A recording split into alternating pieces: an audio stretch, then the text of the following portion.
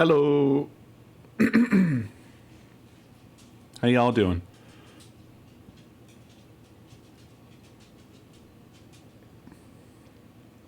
I'm glad they got that halo off of Pop Nemo. Looks good now. They've brought the GIF forward 20 years.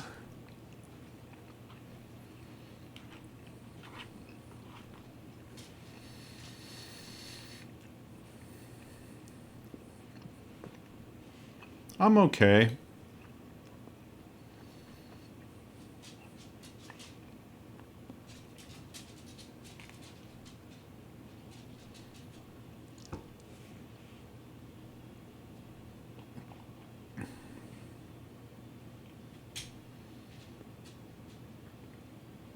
It's an icky night. It's just an icky night.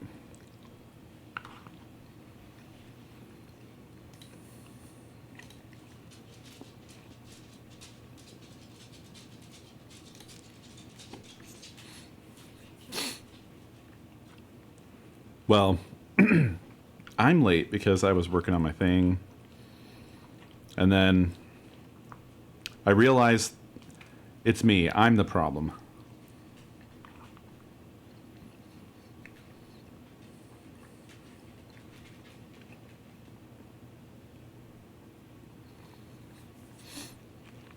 Truly a terrible night to have a curse.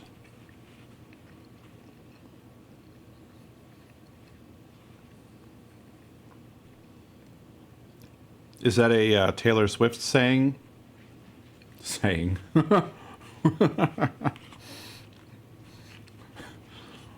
I don't even know what I meant by that.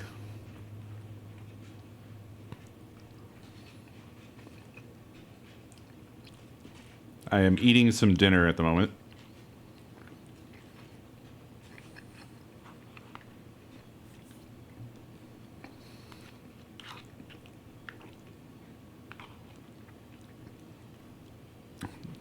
What did she say?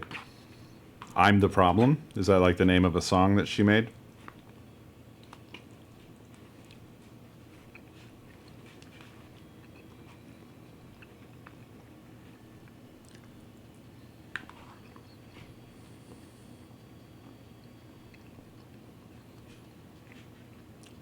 Huh. Wow.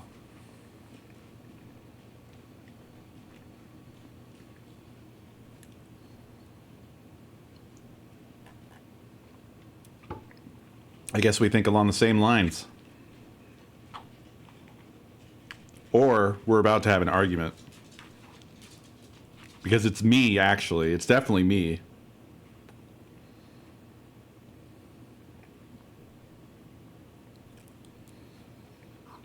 God, what a wild job that would be. If I was both me and Taylor Swift.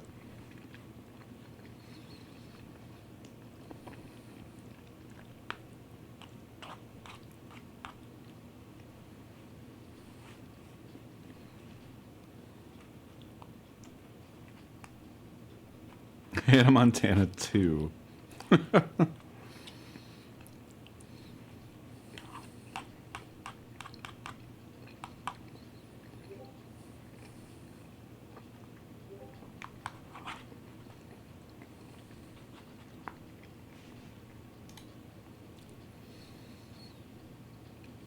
You never have, and you never will.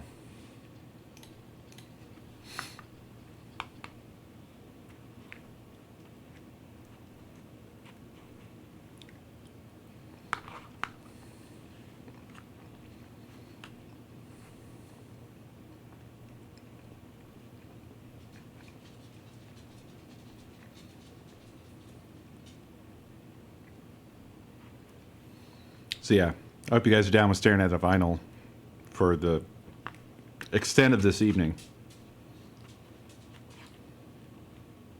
That, yes, I will dust off. Eventually.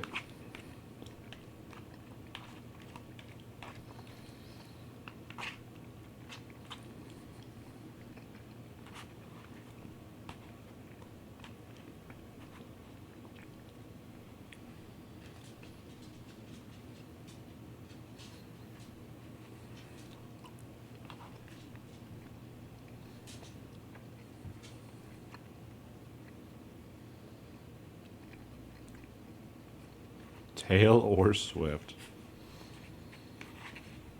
Nice stab.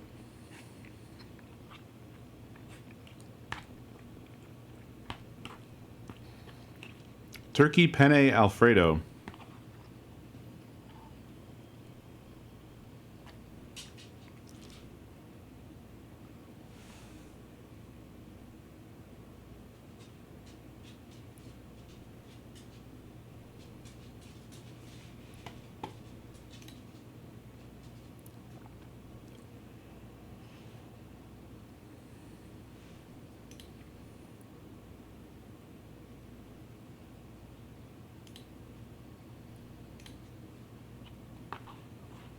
Ah, dang. The 2 frozen ice cream. It's not freezer burnt, is it?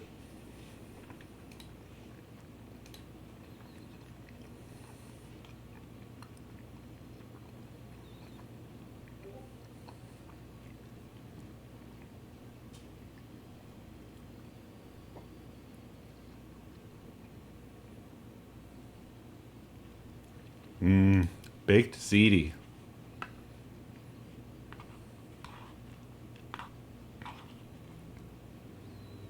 Man, I've been missing out on fun party animal sessions.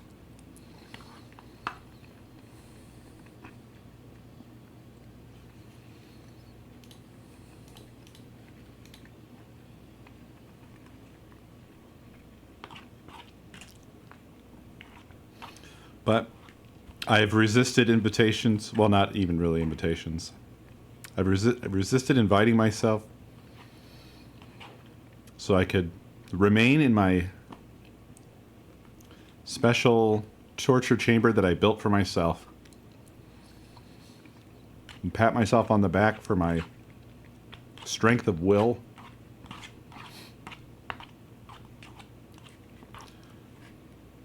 The intensity of my personal restraint and discipline.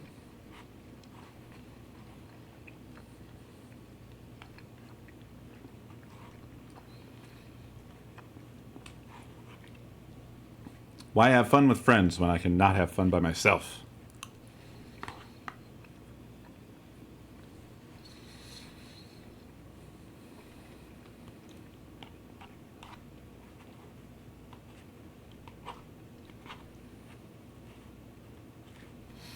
I'm definitely losing my mind. No question there.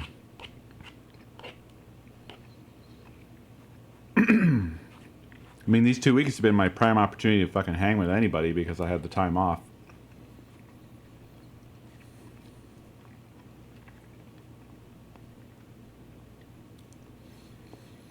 And then I was like, hey, what if I became completely obsessed with something to a dangerous level?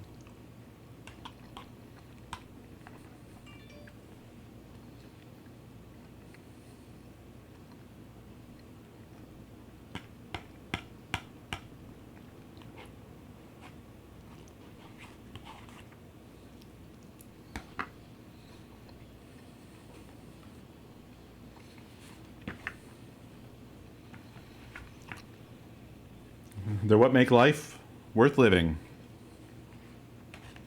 Maybe. What about serial killers and stalkers? I guess for them. Anyway.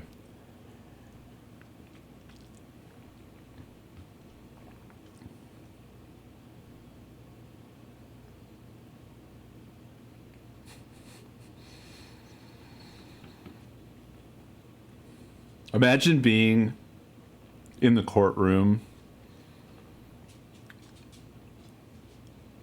for like Ted Bundy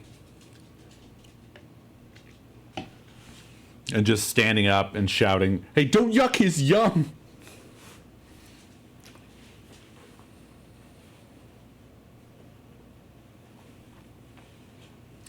And then becoming one of those people that got real obsessed with Ted Bundy, writing him letters while he's in prison, and you're just writing like, "I'm sorry they yucked your yum. I thought that was really awful." You can come live with me if you want.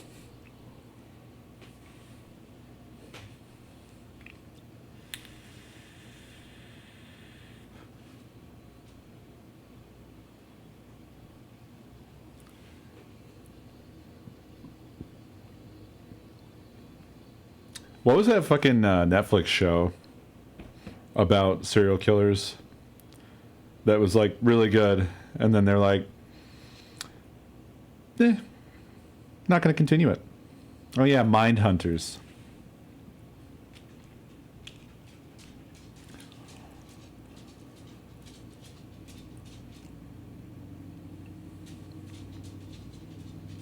I liked that show quite a lot.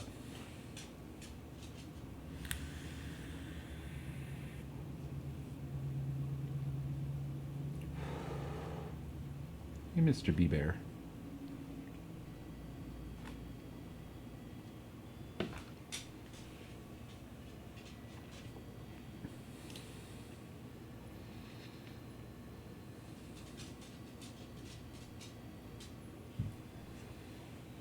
Hey, buddy. What's up?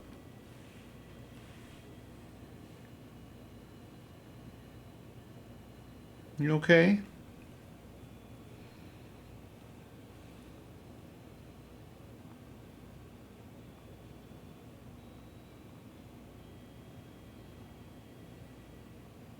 Were you hoping for food?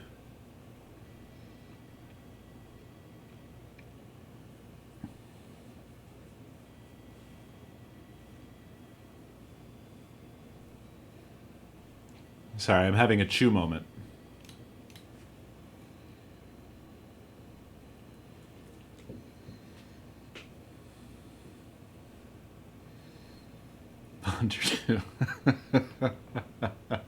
That's pretty good, BFA. I like that.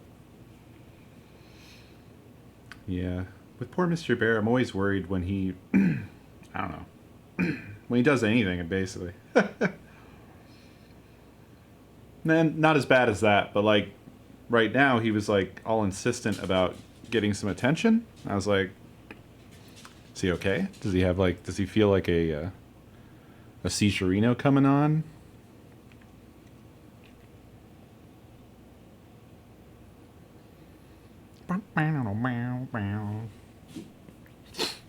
He seems fine, but these are the thoughts that run through my mind.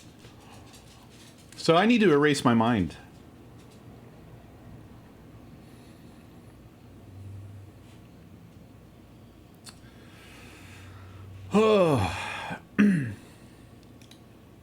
So my journey through my my little project today was one of frustration. Surprisingly, like, just... I would say this is the first day that I've been working on it where I probably didn't really have much fun. It's been mostly fun, but today was just like... bug after bug. Dog after dog.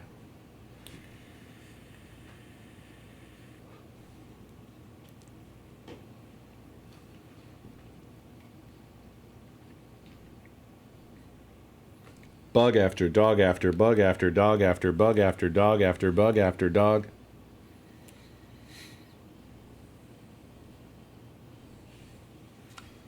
Yeah.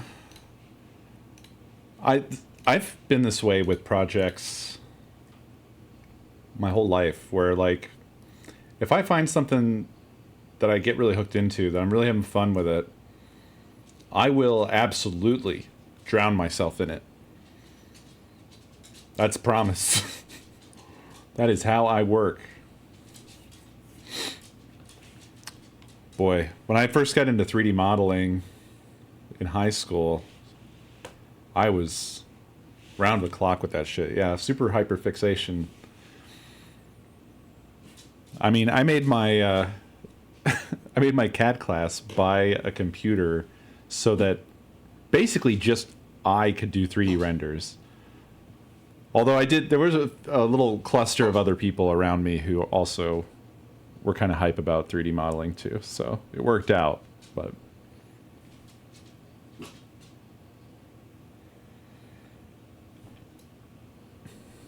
Damn, BFA out here trying to get ceased and desisted.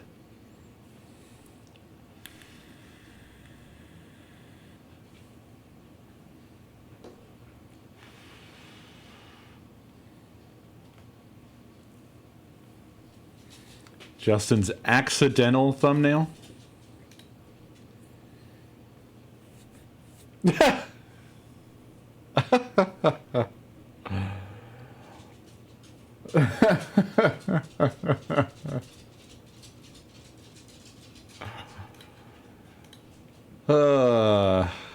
Good Lord.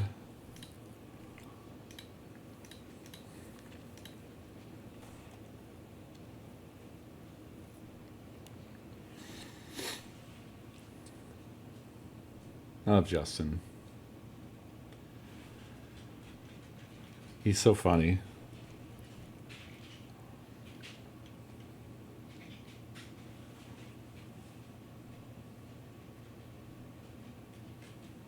I hope you guys like this thing I'm doing. It's it's pretty fucking ridiculous.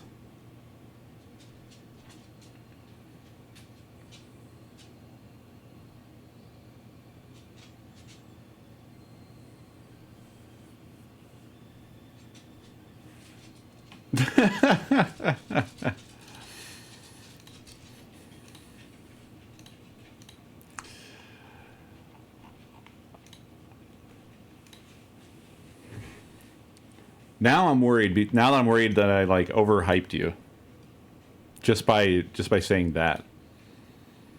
It's shit, y'all. It's really bad. I hope you're expecting the worst. Woof. Yeah, that's how I feel every time I look at this. Totally Nova. Thank you for 11 months, almost 1 year. Also, Fox, thank you for that gift sub during the countdown. I failed to mention. I do. It's sort of a ritual at this point, right?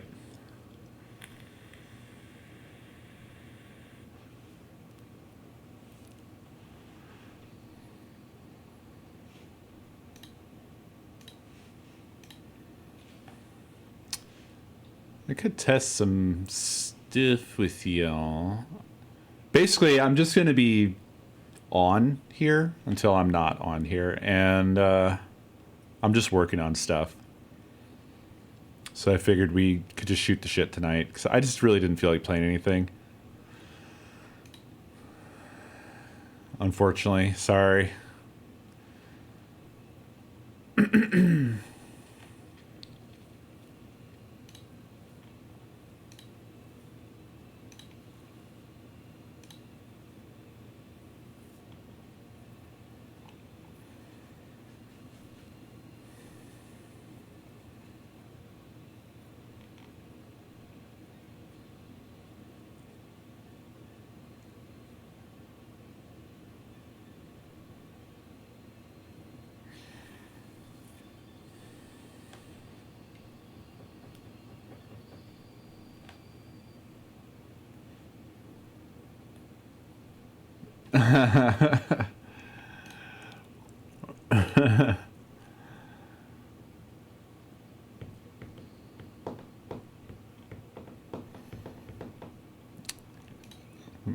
Let's see here.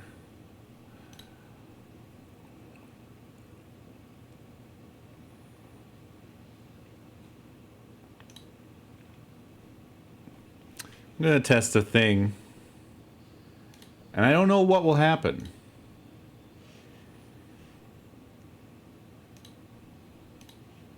Hopefully it's fine.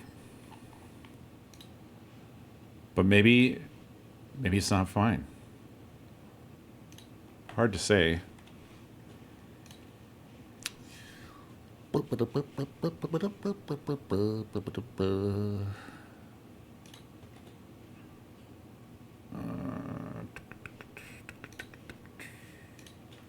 Okay.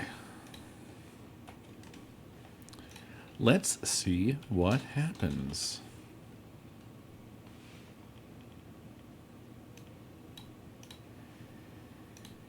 I'm sure only good things.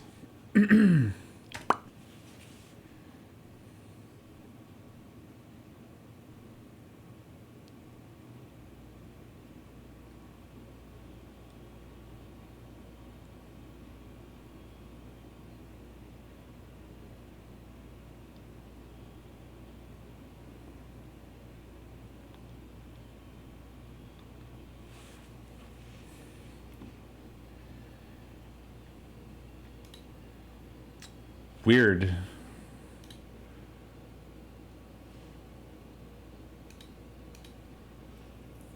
I didn't see that in my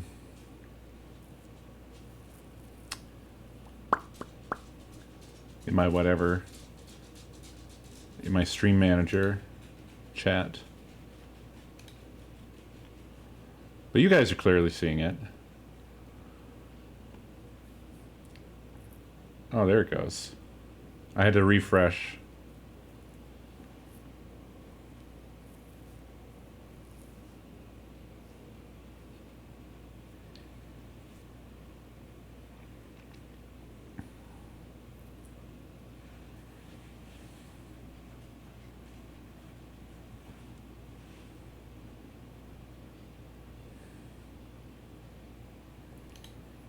Voting manipulation.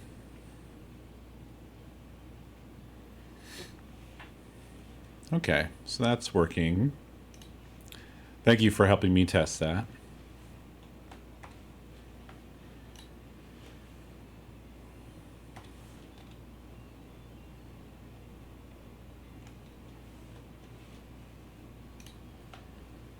Ood. Ood.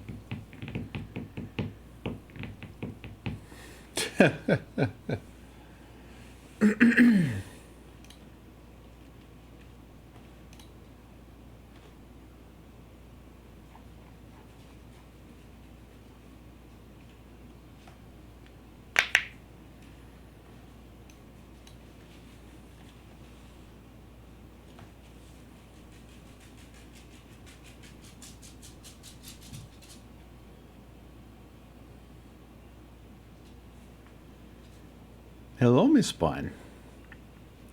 You're so small. You're so small. This is just the cutest pair of dogs.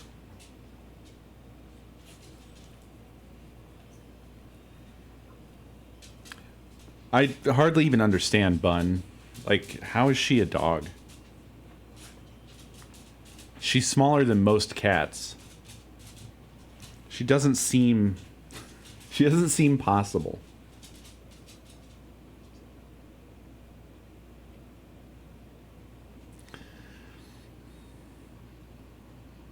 And then Chew. He's such a character.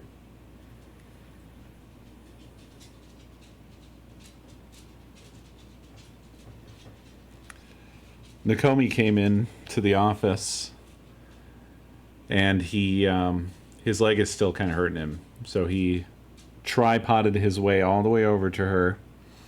And then when he got to her, his leg was hurting, right? He started to slowly stick it out and stretch it further and further.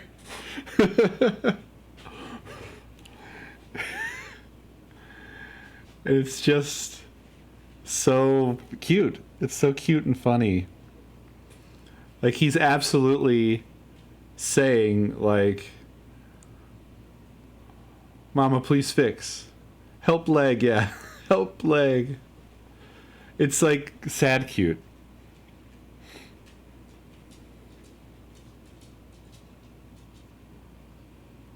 No, he wanted his leg fixed or at least rubbed.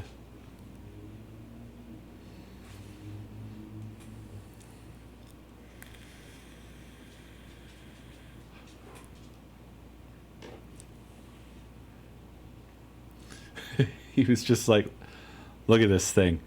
It's worthless.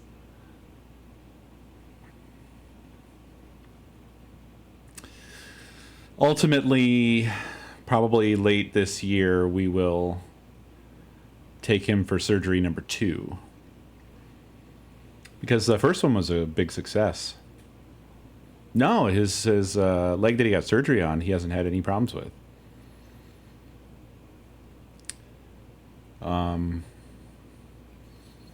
Basically what his problem is, it's been a while since we've talked about it, but the issue is it's like a genetic thing with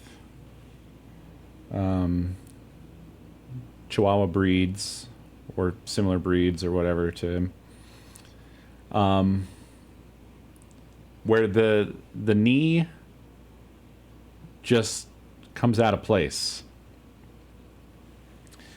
And the muscle that's supposed to sort of be like holding the knee in place is not holding it in place.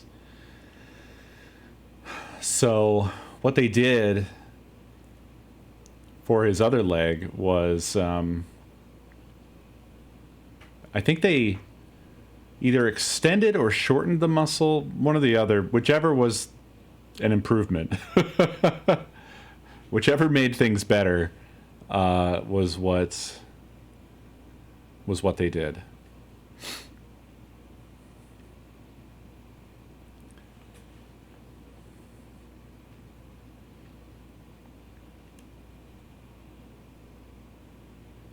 So we need them to do that to his other leg as well, and then he'll be good. The reason that he's in pain is at least for good reasons. I mean, not really. I don't know what I'm thinking with that, but just like we went to a dog park and he got some exercise, but he did, put some unusual strain on that leg, so he's just probably sore, and he'll probably be over it by tomorrow, I'd say.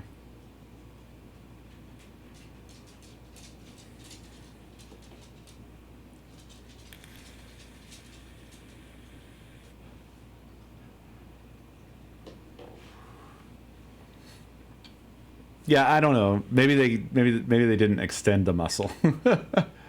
I have no idea.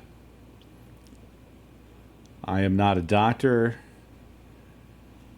and I don't know anything about anatomy.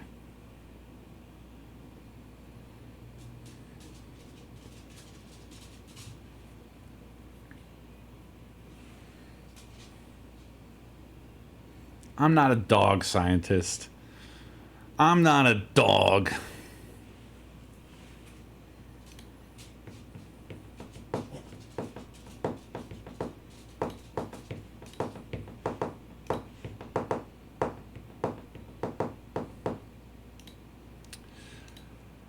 All right, time to look at documentation.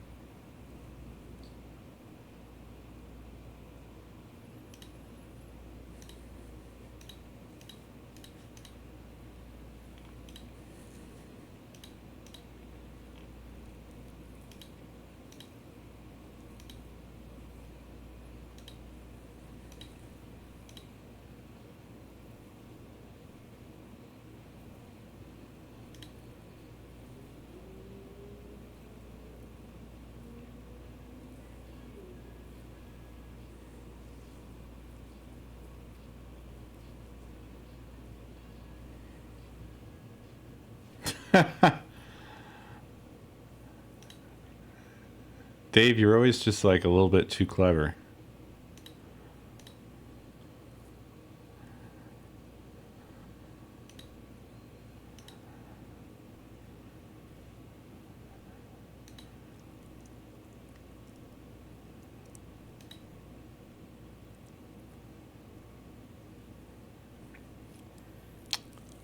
Why, oh why?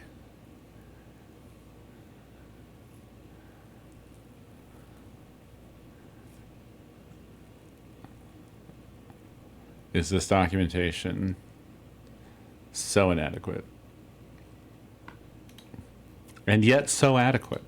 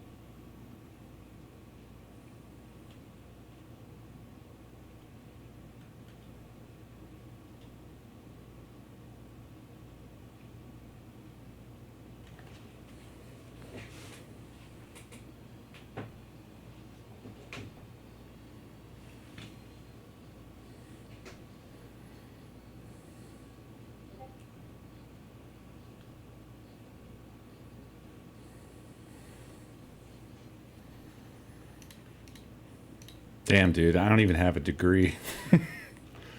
I'm not a doctor. I'm not a dog. I don't know anatomy. I don't have a degree of any separation. I'm fully separated.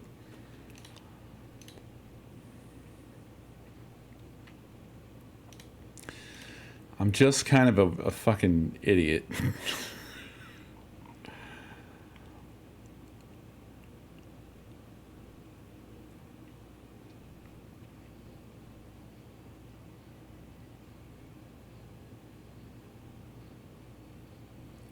Yeah, the throat goat. Yeah, yeah.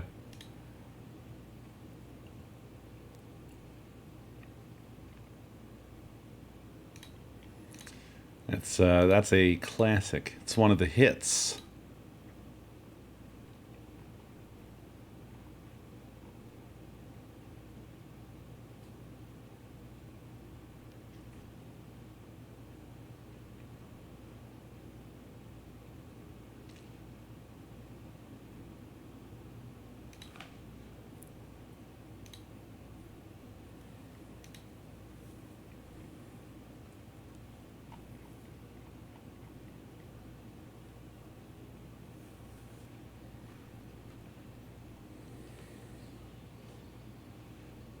Aw, thank you.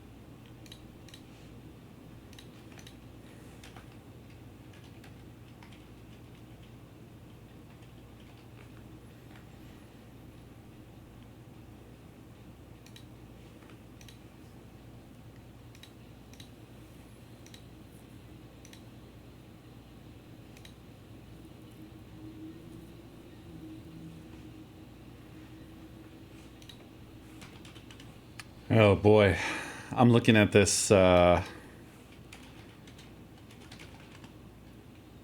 boy.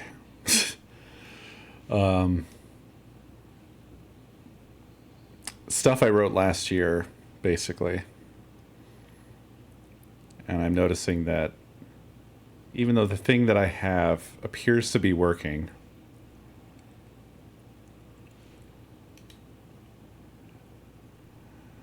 it is well out of date. And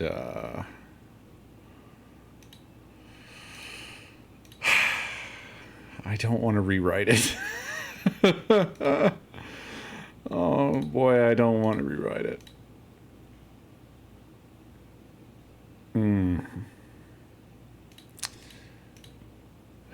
It'll probably be worthwhile, but goddamn.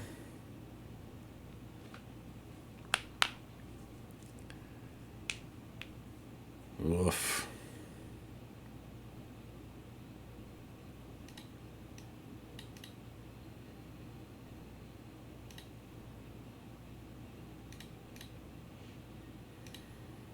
I don't know why it's working.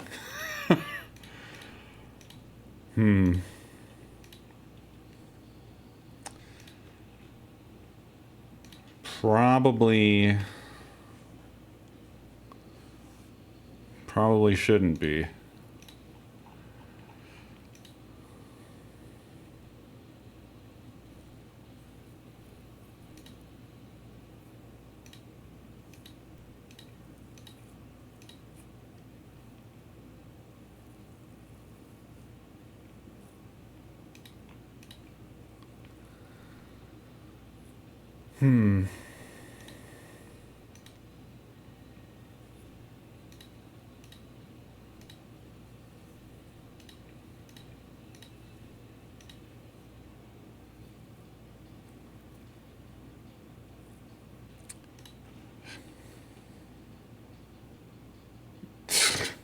The load-bearing coconut. That tickled something in my mind, but I've forgotten. Right, yes. This coconut JPG in Team Fortress 2's game files, if deleted, breaks the game, and no one knows why. TF2's mysterious coconut file is holding something somewhere together.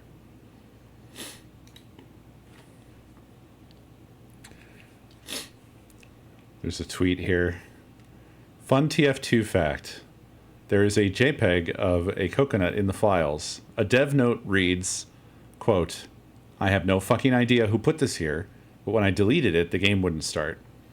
Words cannot describe my fucking confusion. While the dev note isn't real, that was too far away from the tweet. While the dev note isn't real, being just a joke Reddit comment from user Bucketful of Biscuits, the coconut JPG, as well as the stipulations that come with deleting it, very much are. I don't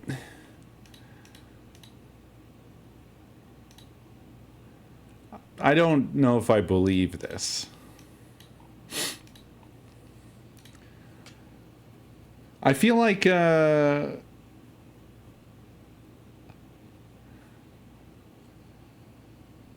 this would be really easy to fix. Am I stupid? Like, how could you have... There's going to be a reference to it. Probably by its file name. So can you not just search the code base for that and then just fix the problem? Like, wherever it's being referenced... Unless you went out of your way to... Tenosis out here to kick me while I'm down. Yes. Tenosis, thank you for 99 months.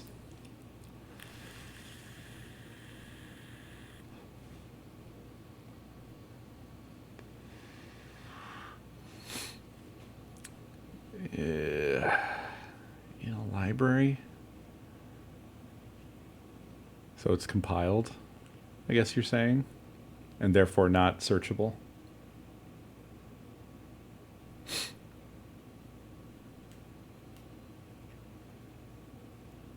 I suppose.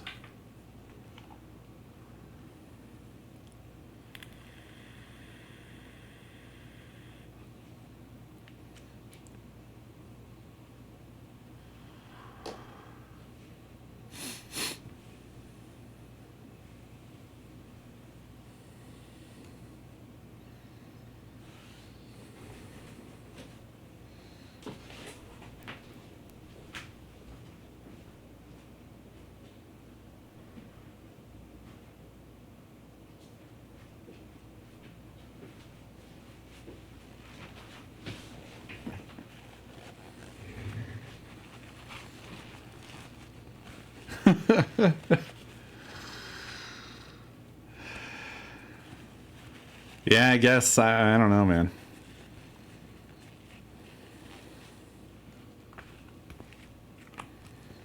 It seems insane to me, but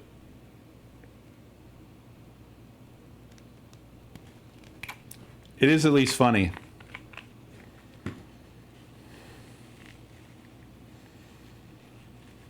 Also, calling it the load-bearing coconut is just... Mwah.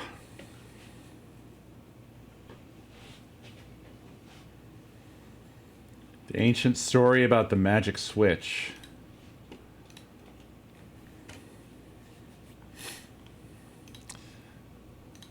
Unsafe. Proceed anyway?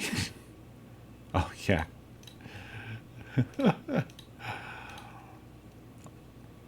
A story about magic.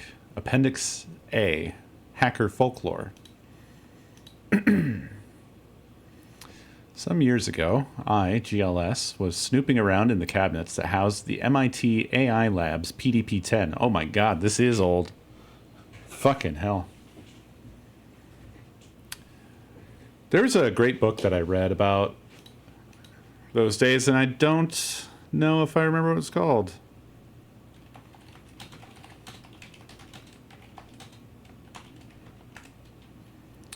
What is it? There's probably a lot of similar books.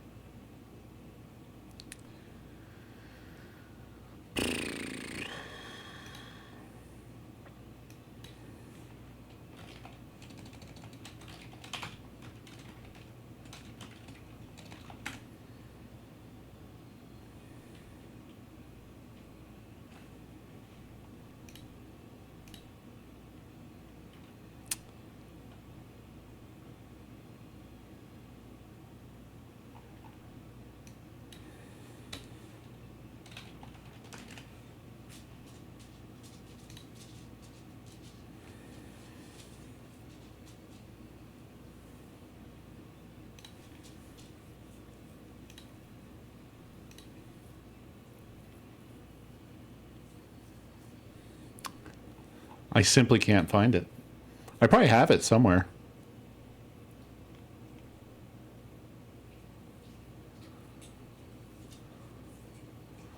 I tried to include PDP as a keyword, and it's bringing up like handbooks for programming one. Not what I'm looking for.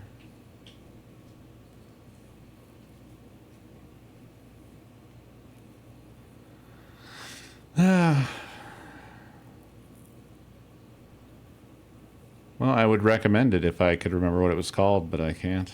And I think I'll never find it.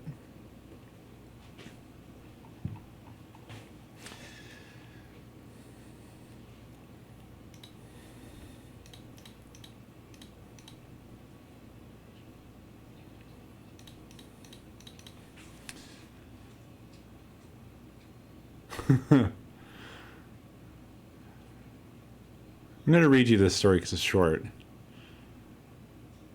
Some years ago, I was snooping around in the cabinets that housed the MIT AI Labs PDP-10 and noticed a little switch glued to the frame of one cabinet. It was obviously a homebrew job added by one of the lab's hardware hackers. No one knows who. You don't touch an unknown switch on a computer without knowing what it does because you might crash the computer. The switch was labeled in a most unhelpful way. It had two positions, and scrawled in pencil on the metal switch body were the words magic and more magic. The switch was in the more magic position. I called another hacker over to look at it. He had never seen the switch before either. Closer examination revealed that the switch only had one wire running to it. The other end of the wire did disappear into the maze of wires inside the computer, but it's a basic fact of electricity that a switch can't do anything unless there are two wires connected to it. The switch had a wire connected on one side and no wire on its other side. It was clear that this switch was someone's idea of a silly joke. Convinced by our reasoning that the switch was inoperative, We flipped it. The computer instantly crashed. Imagine our utter astonishment. We wrote it off as a coincidence, but nevertheless restored the switch to the more magic position before reviving the computer. A year later, I told this story to yet another hacker, David Moon, as I recalled. He clearly doubted my sanity or suspected me of a supernatural belief in the power of this switch, or perhaps thought I was fooling him with a bogus saga. To prove it to him, I showed him the very switch, still glued to the cabinet frame with only one wire connected to it, still in the more magic position. We scrutinized the switch and its lone connection and found that the other end of the wire, though connected to the computer wiring, was connected to a ground pin.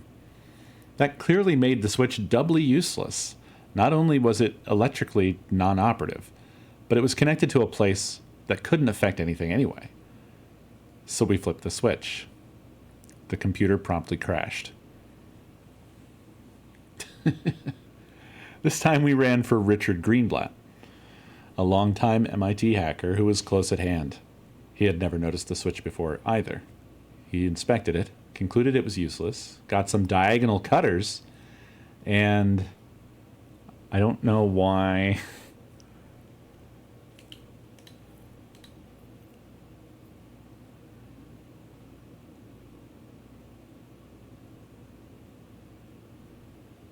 I'm going to skip over that term. Basically cut the wire. We then revived the computer, and it has run fine ever since. We still don't know how the switch crashed the machine. There is a theory that some circuit near the ground pin was marginal, and flipping the switch changed the electrical capacitance enough to upset the circuit as millionth of a second pulses went through it. But we'll never know for sure. All we can really say is that the switch was magic. I still have that switch in my basement. Maybe I'm silly, but I usually keep it set on more magic.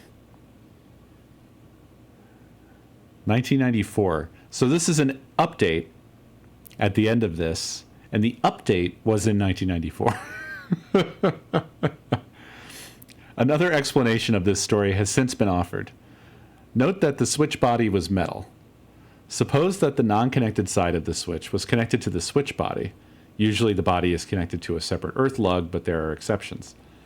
The body is connected to the computer case, which is presumably grounded. Now the circuit ground within the machine isn't necessarily the same potential as the case ground, so flipping the switch connected the circuit ground to the case ground, causing a voltage drop or jump, which reset the machine.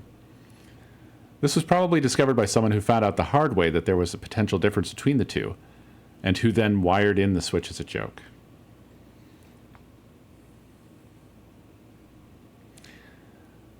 Yeah, that's kind of funny because that's what in the technical terms, I wouldn't have been able to explain it, but I imagined that it would have had something to do with the fact that the switch was there at all.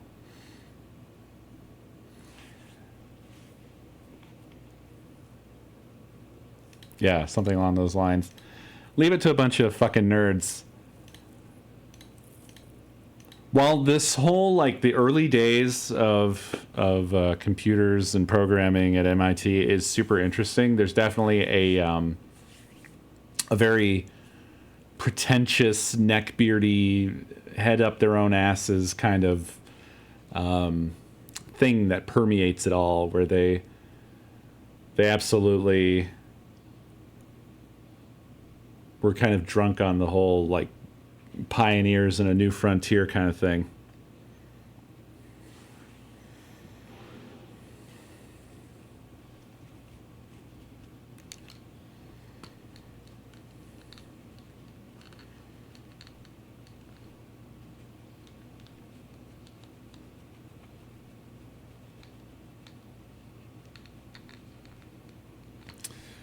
But it was definitely an exciting time.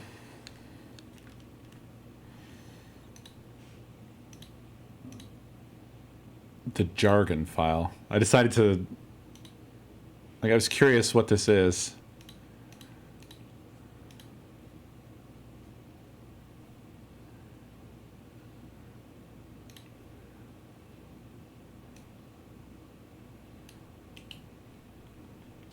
Who is this person?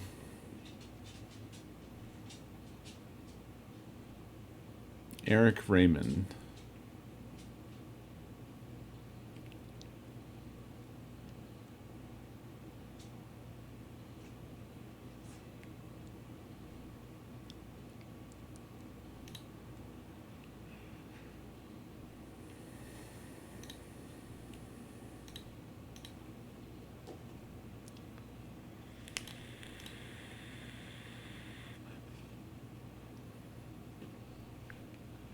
Jeez. The shit that they'll write about people sometimes. I'm on the Wikipedia for this guy. And it says, in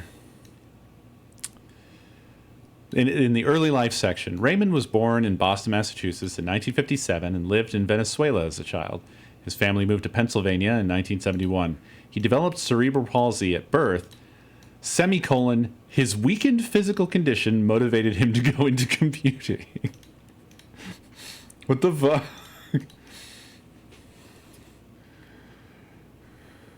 I guess that's all of us. Well, he was worthless for anything else, so computers it was.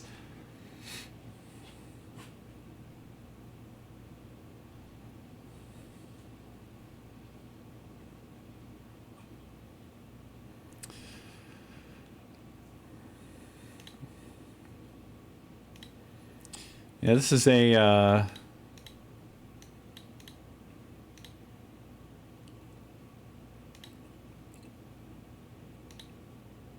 a famous computer person that I've just never heard of.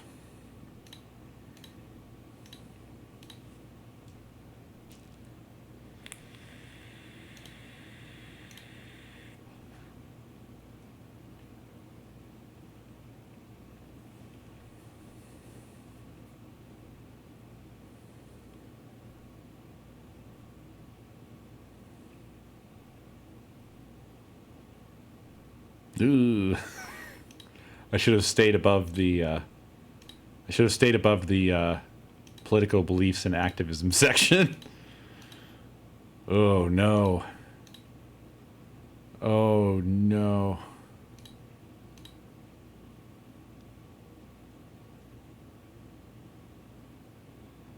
Oh no.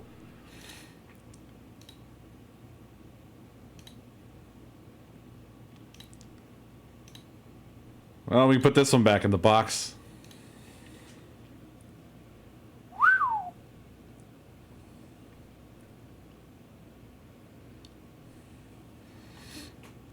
Yeah, whatever this guy says.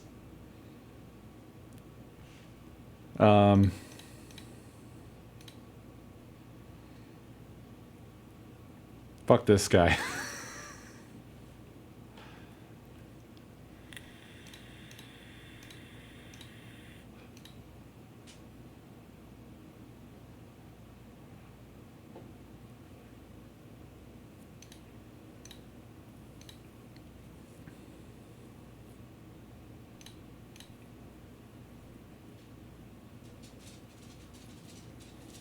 What the fuck?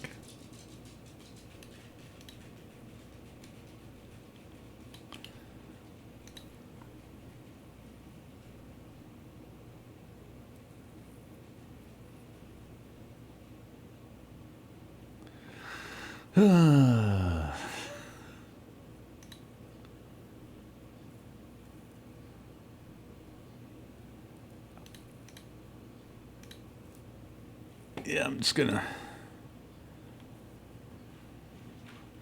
leave this website here. I'll bet you, based off of what I've just seen on the fucking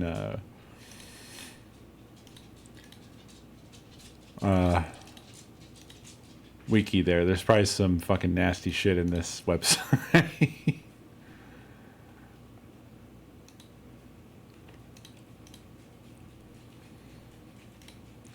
Just gonna close that. Alright, what the fuck was I doing? Oh yeah. I was learning about how I have to rewrite everything.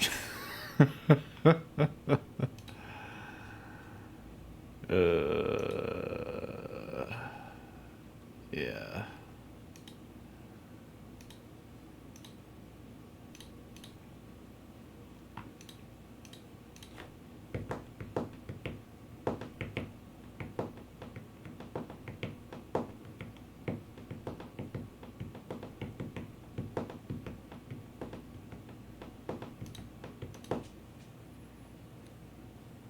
Yeah, something about a coconut.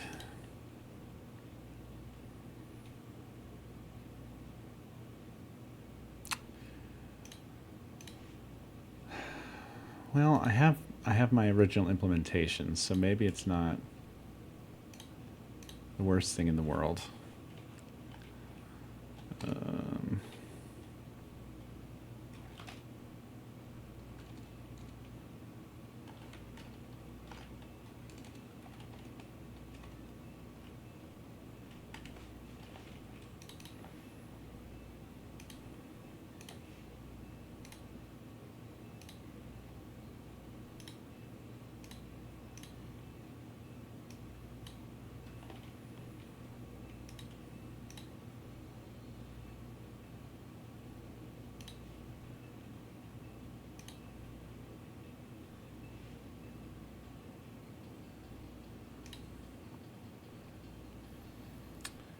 It is related to the Twitch stuff, yeah. Basically, a whole fuck ton of stuff changed. And that's a problem.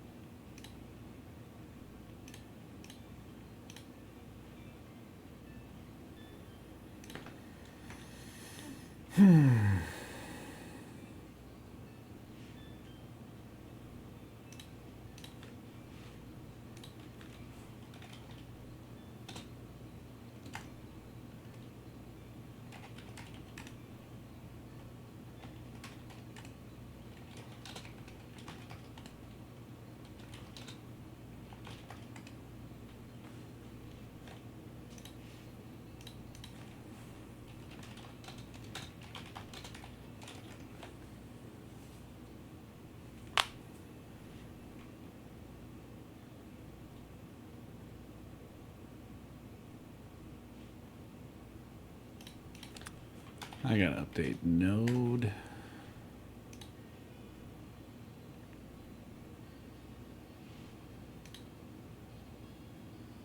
Classic tune.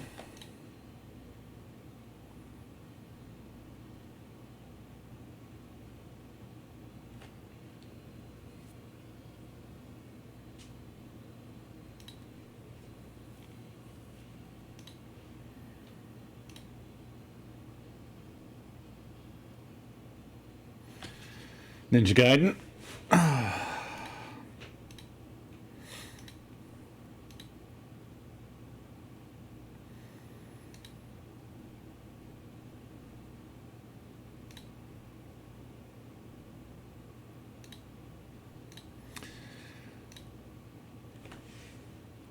Well, let's see how quickly I can get this up and running, if at all.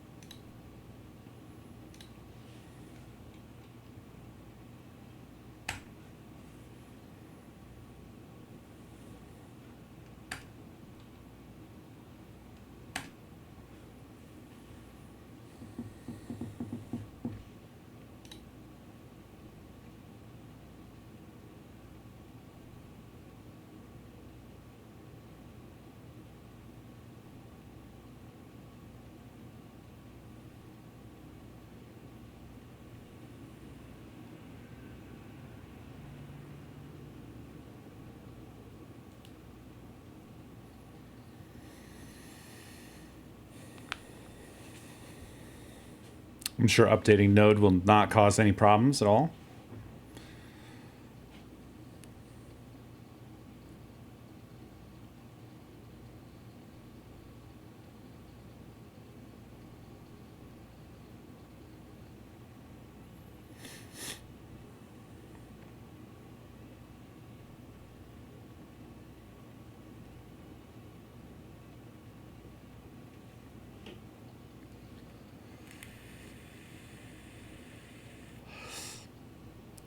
Uh-oh.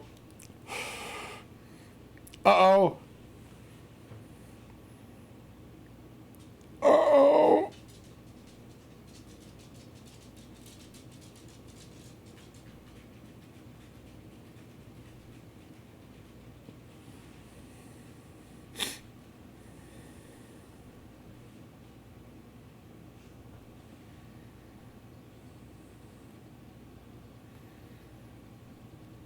No. I'm in the middle of the update, and it's from 14 to 18. Or no, 14 to 20. So if that's a problem, it's going to start probleming real soon.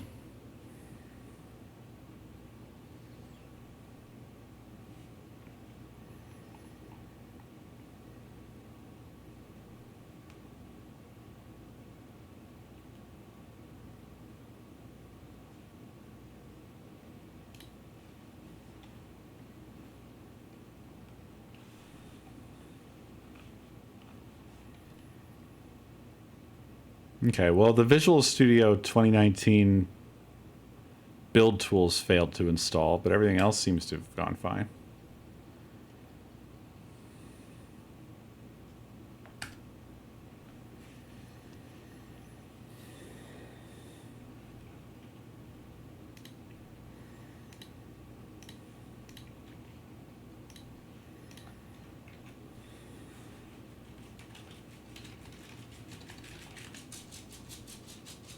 Oh, I only updated to 18. I went LTS.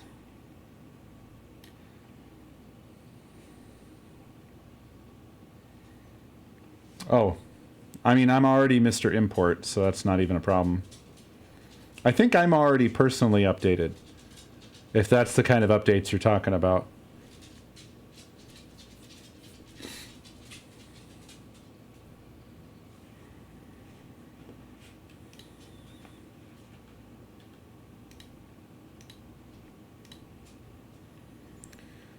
Okay. Well, that's step one.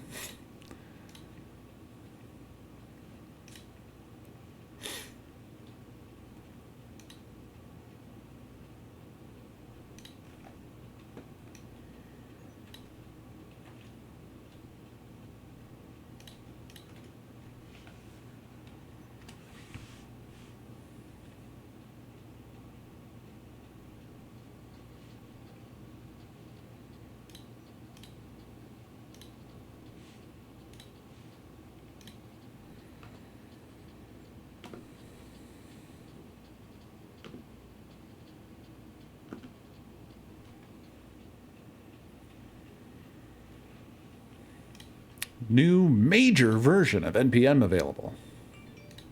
It's major.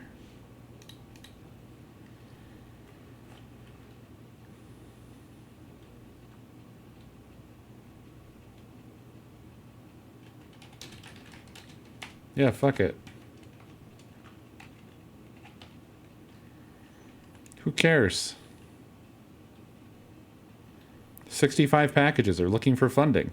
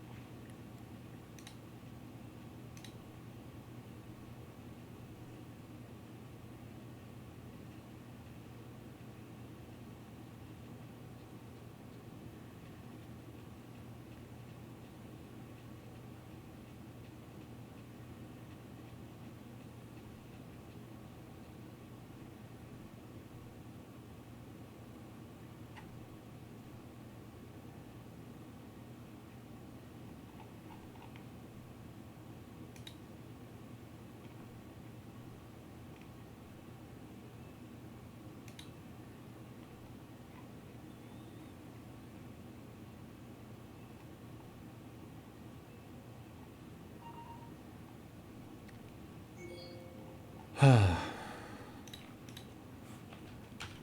right.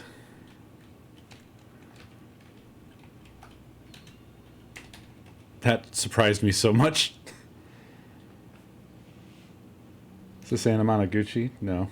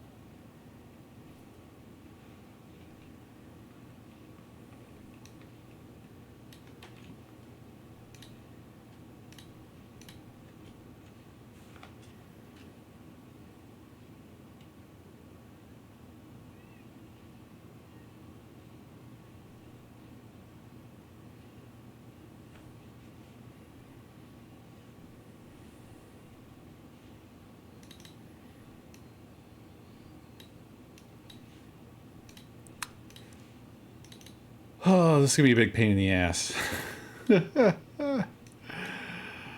What am I doing?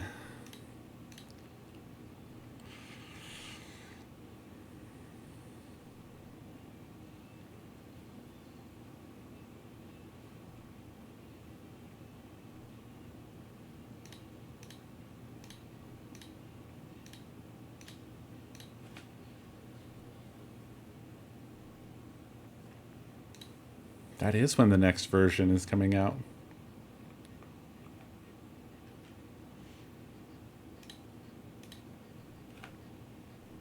Oh shit. Have we stumbled on a bop?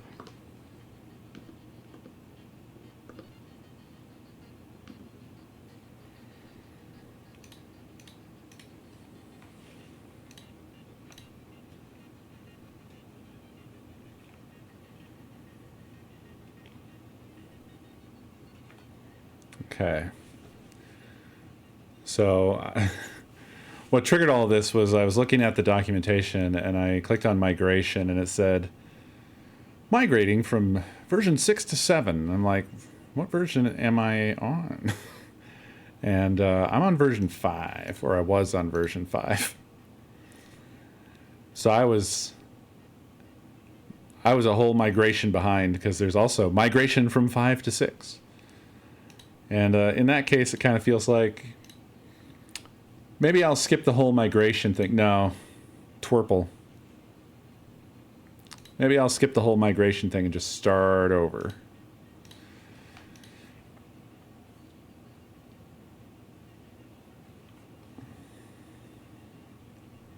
Of course, that's going to have its own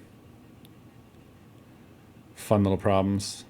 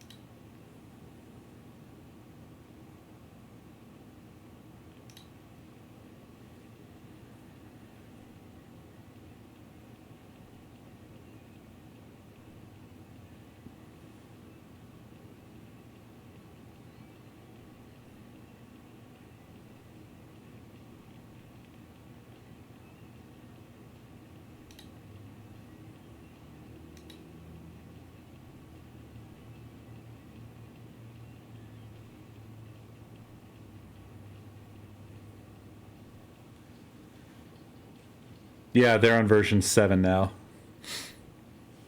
So that's what I'm going to do.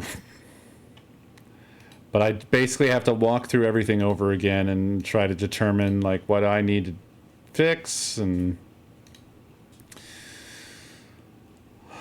blah, blah, blah.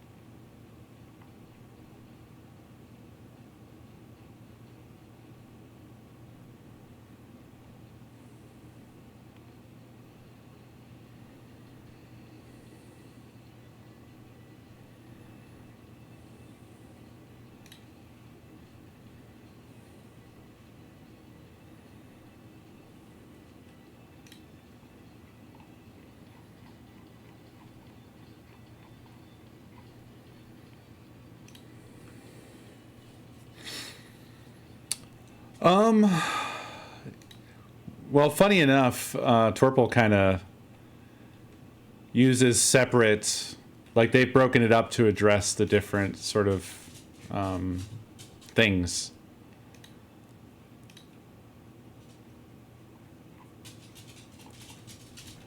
Here's a whole table.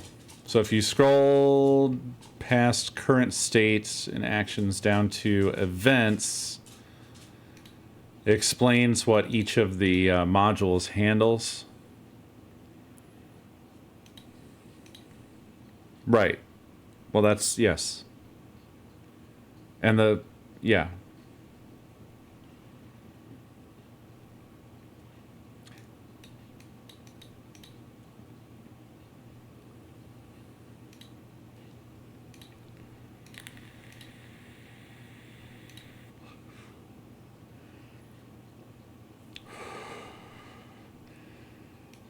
There's possibly some logic to it in terms of like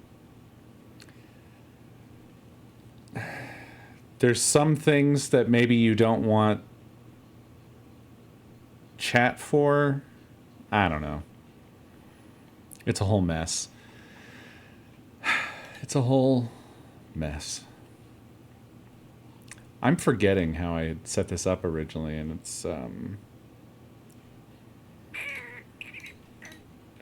concerning.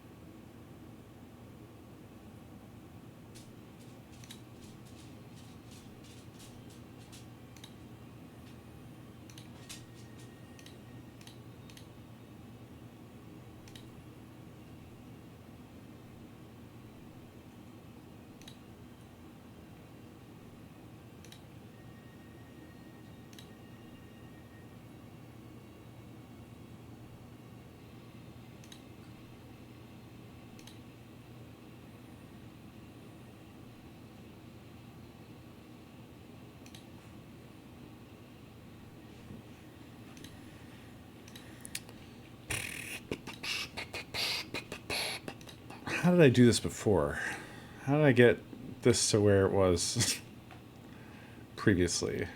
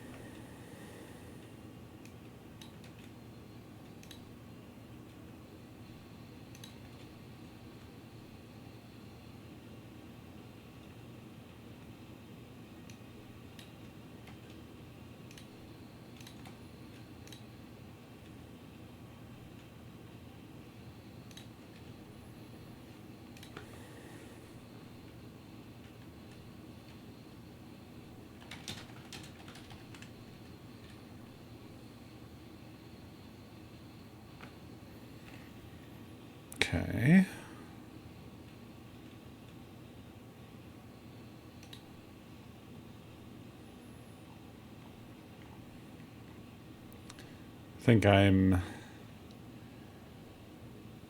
getting it figured out.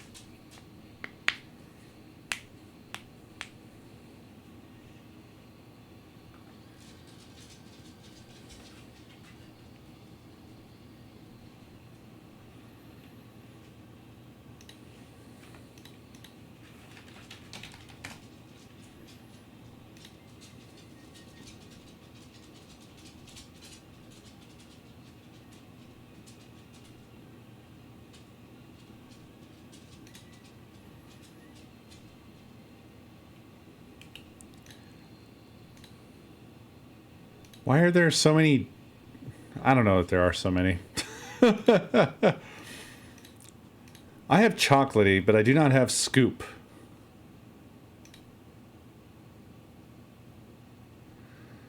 Also, I hate the PowerShell terminal.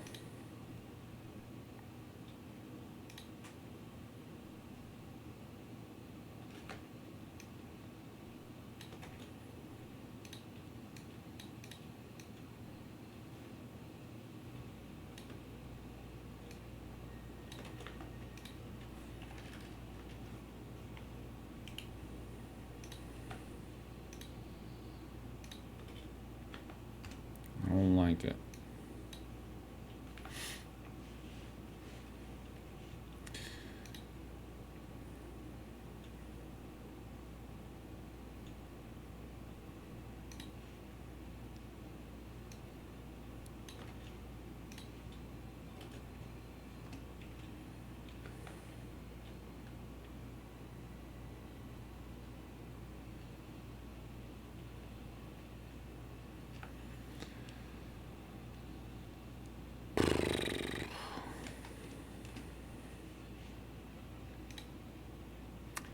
Already, it's annoying me.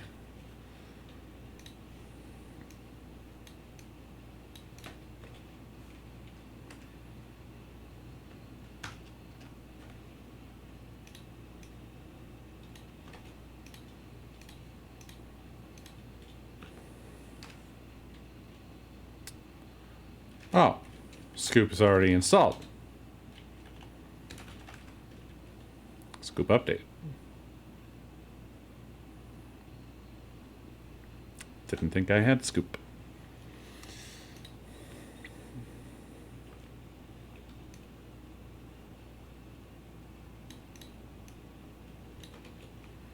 Must have already done this once before. Oh, yep. Scoop update for Twitch CLI. Using updating Twitch bucket. 1 year, 1 month, 1 year, 11, 11, 11, 11, 10 months, 10 months, 8 months, 7 months, 6 months, 6 months, 5 months, 2 months. Okay.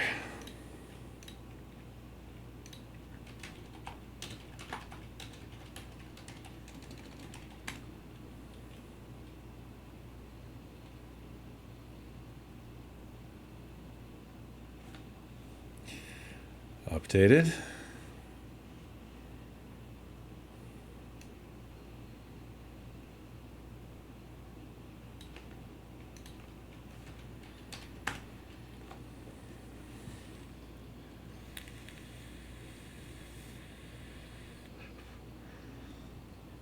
That's wild television.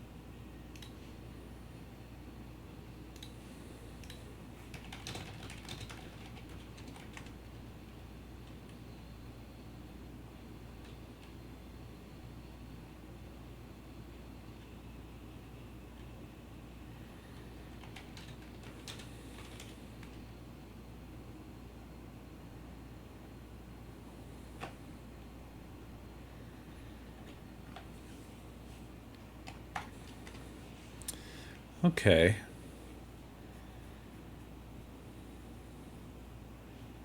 Well, I've kind of got it off the ground.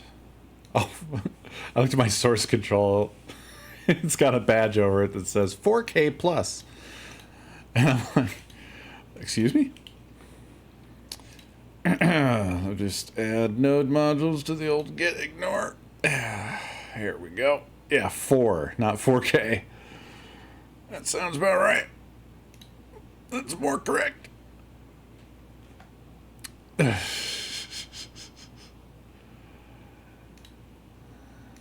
usual little oopsie doops.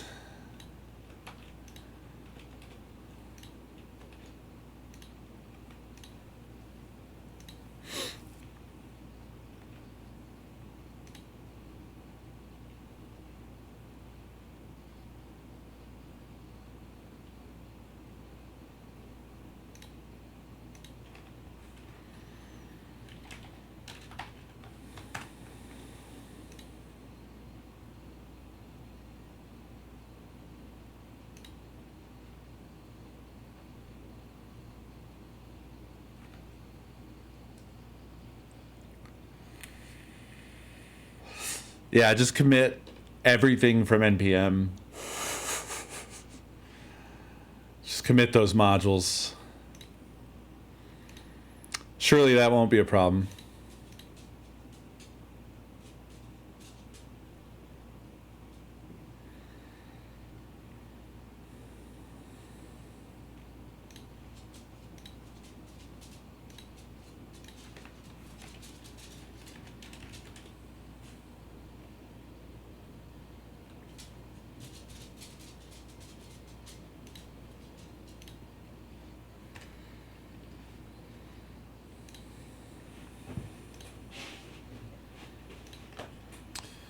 Okay.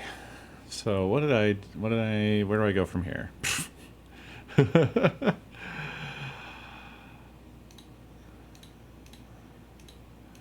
I have the skeleton recreated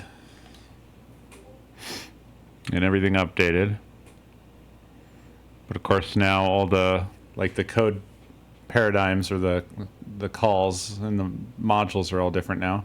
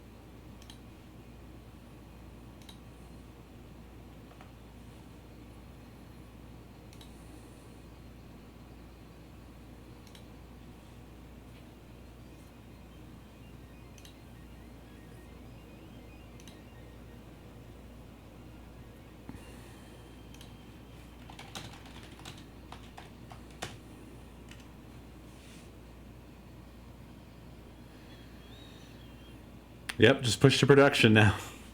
Good to go.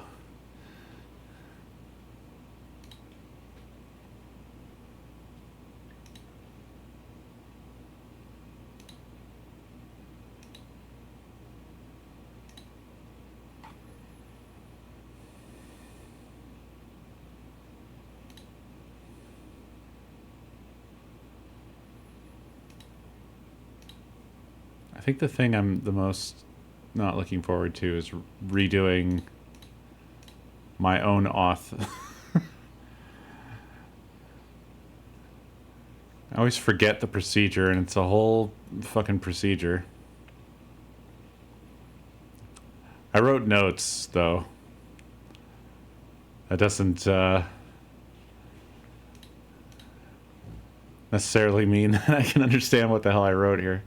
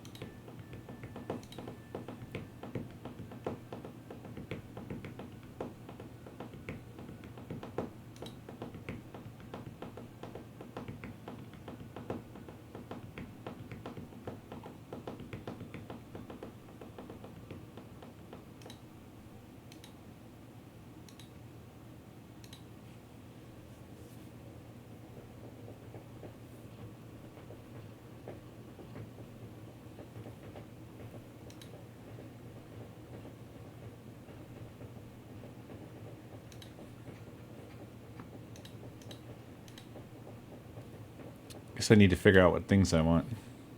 Oh, a banger has arrived.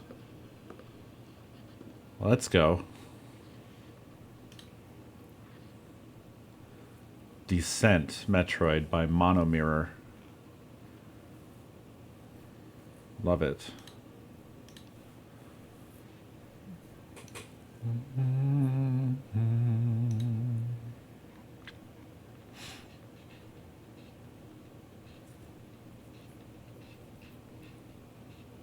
Damn.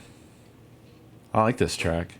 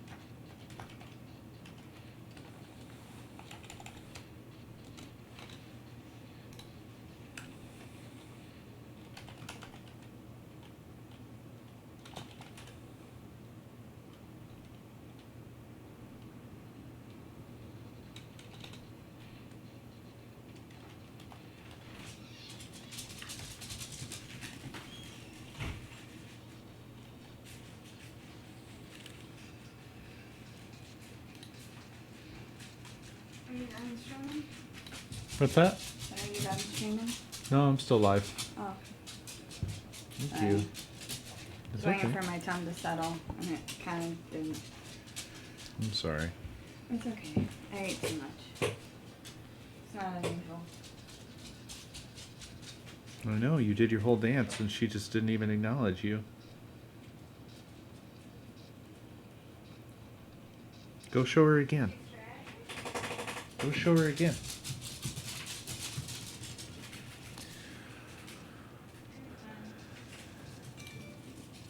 Okay.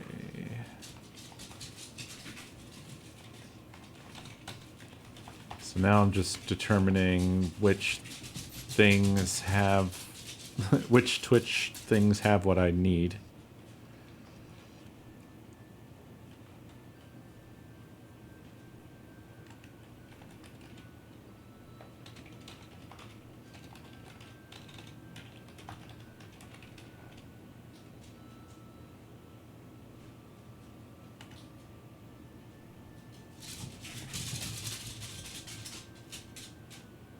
Event sub is pretty much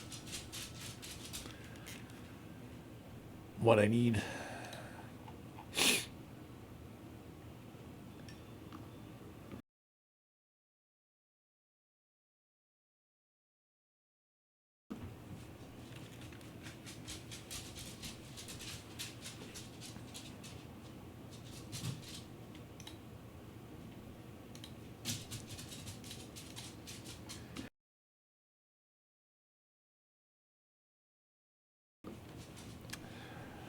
Sorry, just having sneezing fits now. Apparently I'm allergic to Twitch. Well, the API anyway.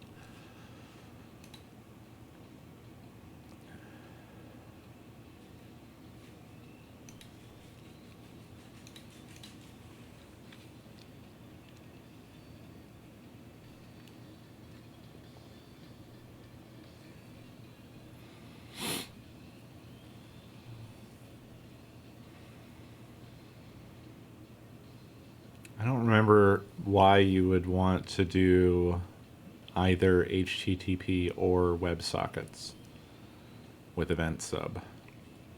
I simply do not remember the difference. But I'm reading. This is Notorious DIG Fortissimole by Chipzel for Necrodancer.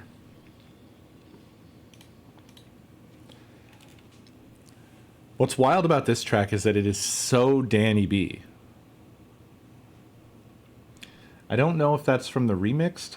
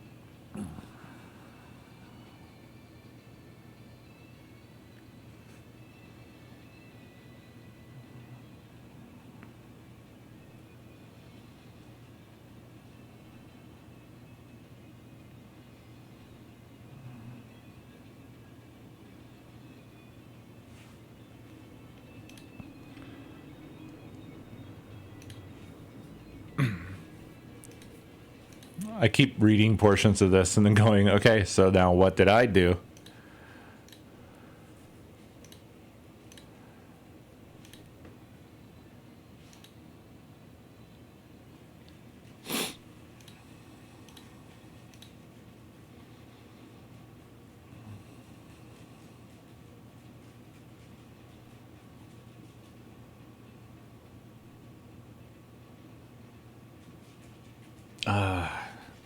Right. Back when I did this originally, event sub was not split into multiple pieces this way.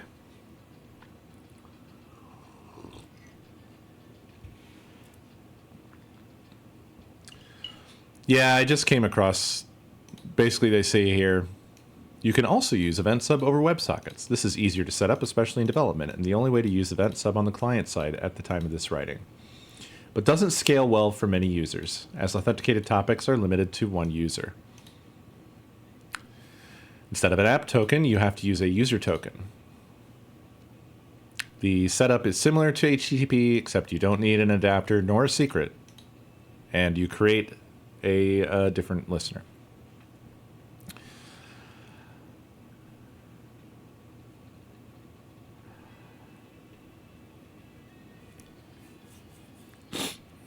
I mean, for my purposes, it's probably fine because I'm not making a user-facing application.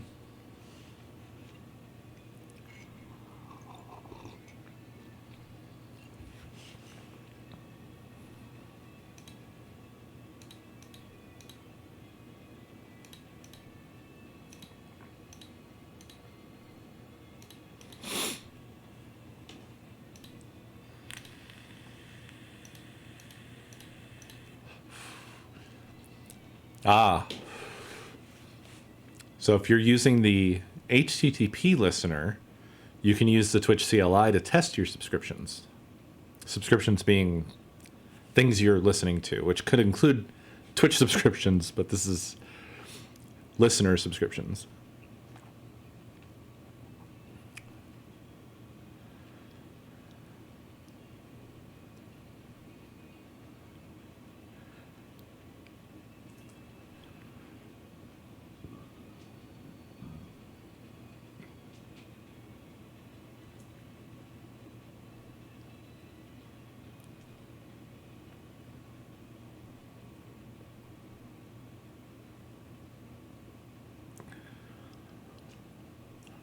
Oh wow! So you can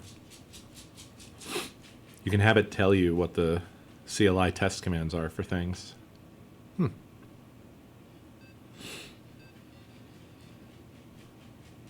Oh really? I know nothing on CLI, so that would be a whole new world for me to figure that shit out.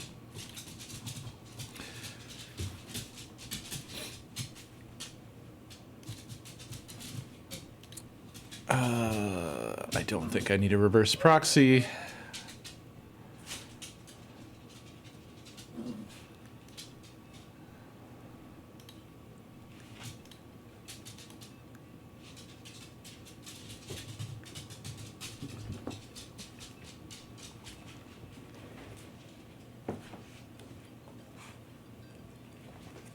Oh, thank you. Putting this in my bookmarks. Quit trying to munch me. Quit trying to munch me.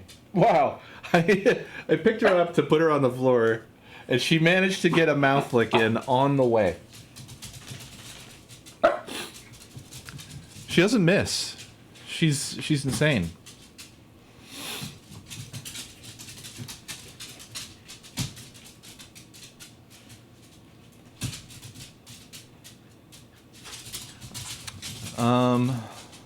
Okay. The next thing I need to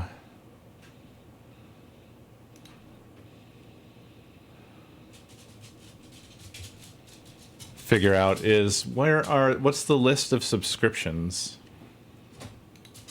I guess it's probably in the methods. Yeah, there it is.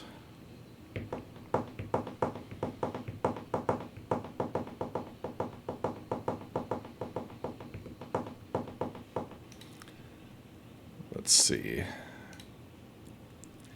How does that compare to what I previously had?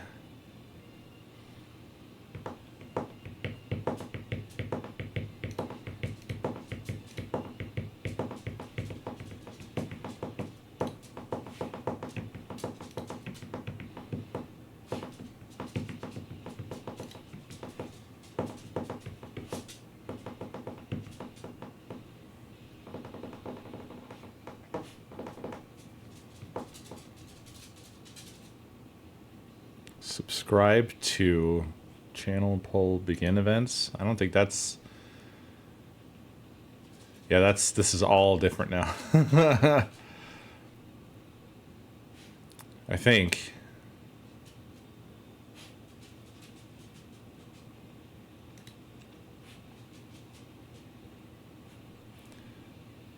Yeah, they changed all that.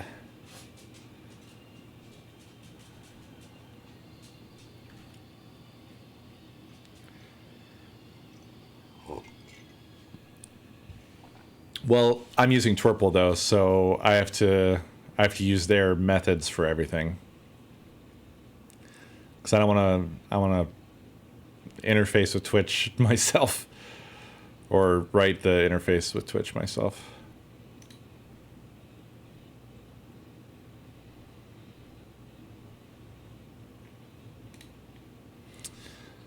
Wait, how did that...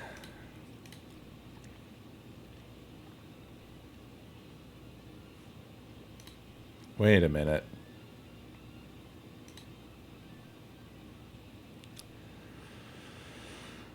Wait just 1 minute.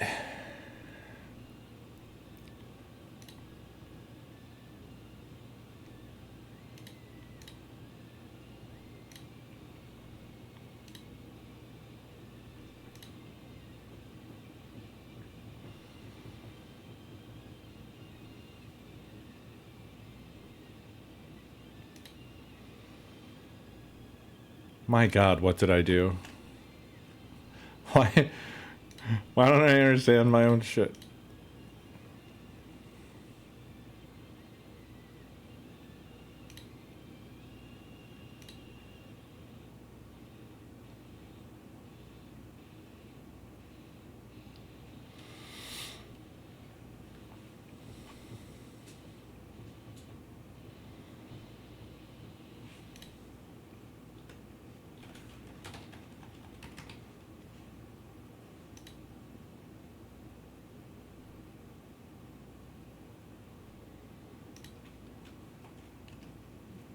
Oh, okay, so that's an API manager, huh?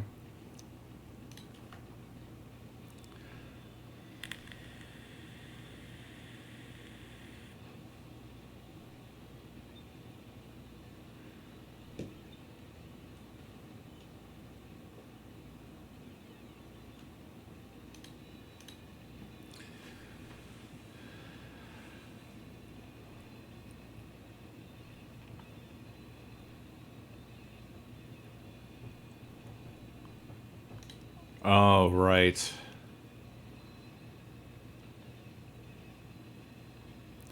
There's listening, but then there's other things. I was doing other things. Oh, okay.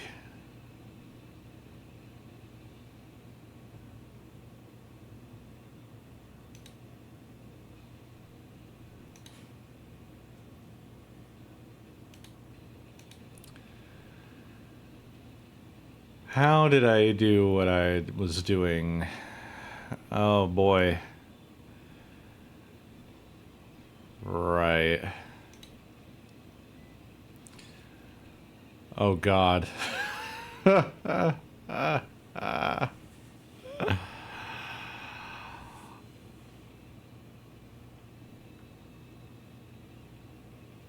Okay, yeah. This is gonna be fun.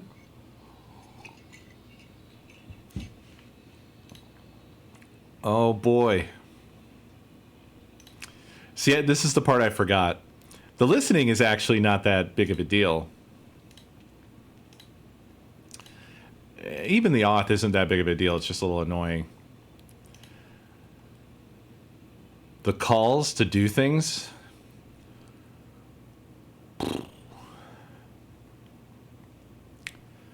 That's the part I forgot.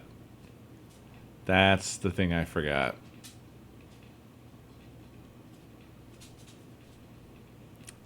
Yeah, it's a bigger piece.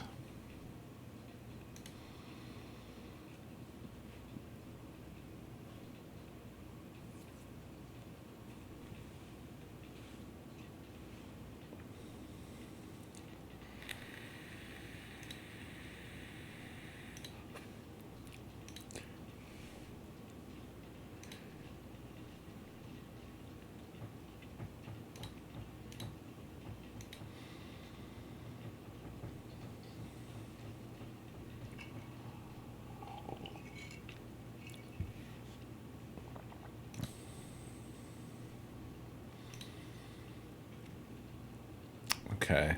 But this is fine.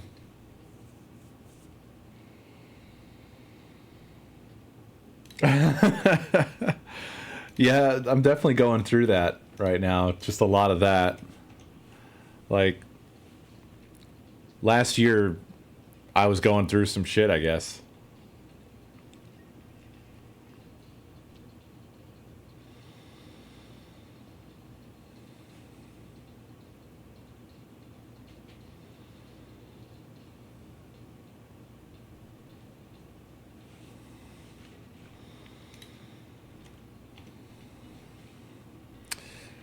But I'm feeling confident again.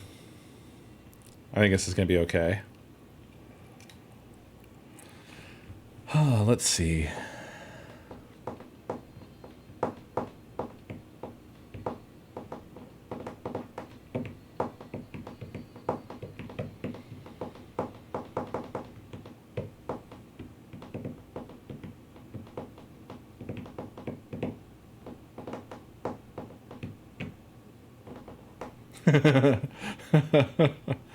For real. For real.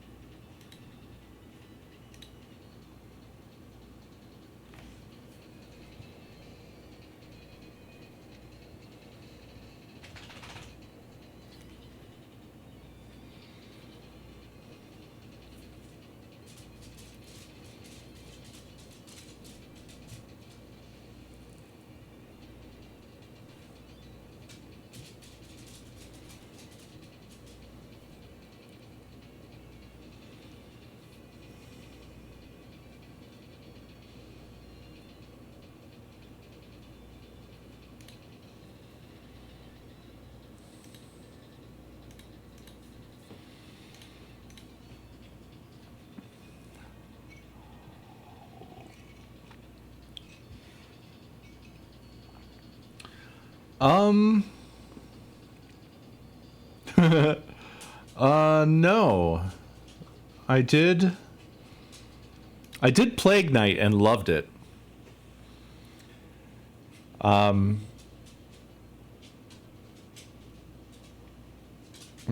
I didn't do the next one. What was the name of the one with the sickle?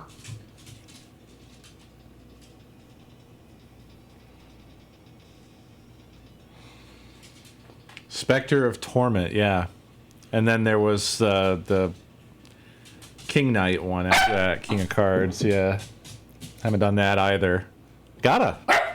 Shovel Knight's fucking fantastic.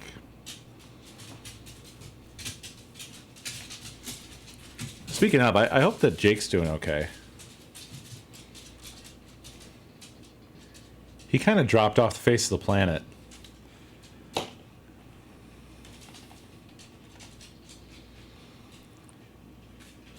Anybody else remember Mint Potion?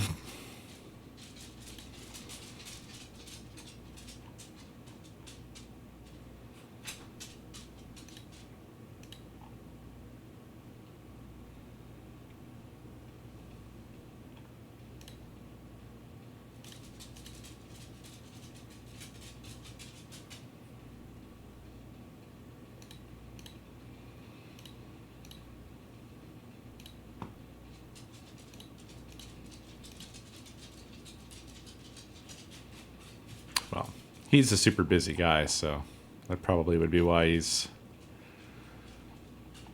MIA.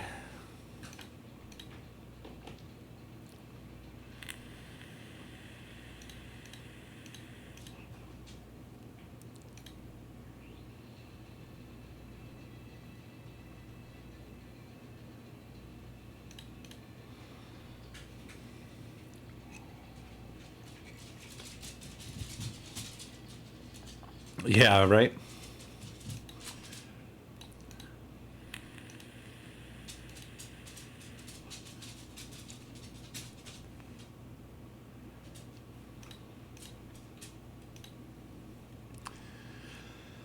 I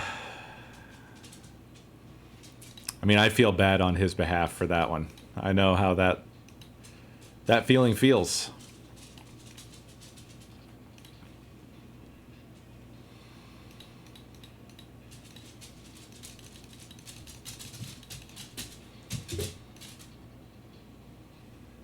But man, this guy,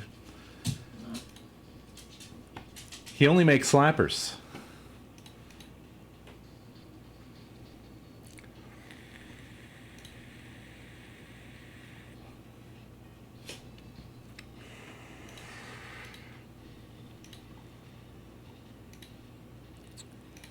Yeah. I feel like Kickstarter and similar methods of approaching stuff it's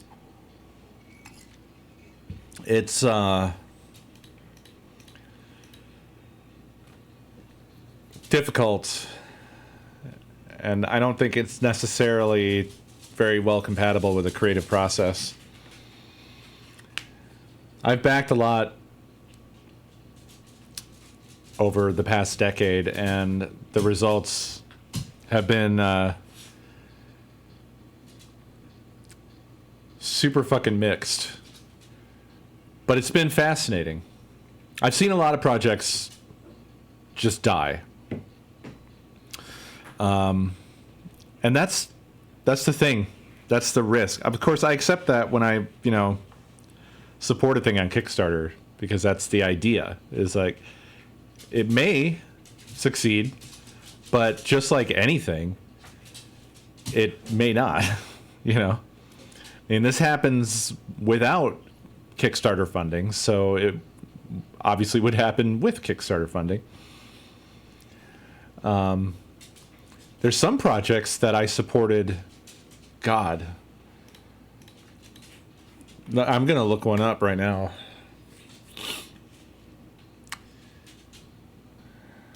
Do any of you remember?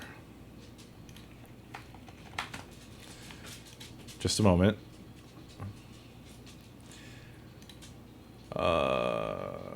Let's see.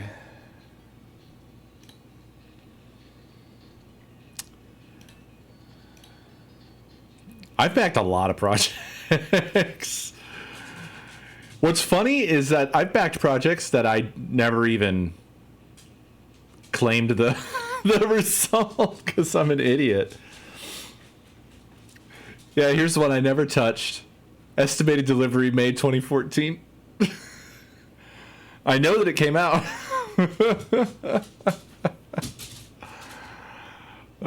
I backed Super Hot.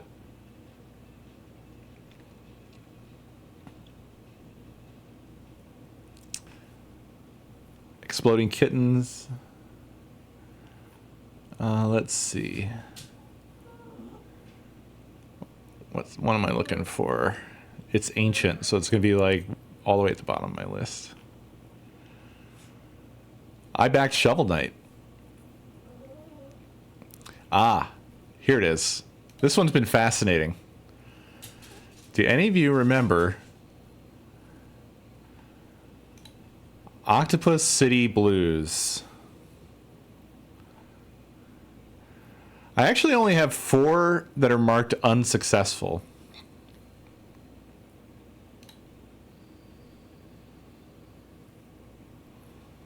Yeah, Exploding Kittens was very successful. It's in, I mean, you can go to a store and buy it, which is wild. Yeah, so Octopus City Blues, estimated delivery December 2014. That did not happen. But latest update, August 27th, 2023. I feel like I've opted into somebody's like weird blog, really. Because every update for this game that is now over a decade in the making is written in a weird, like, perspective from within the game's universe.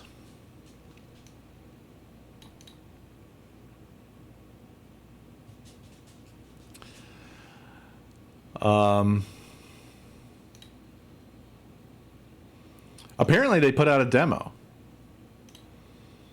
on their Discord.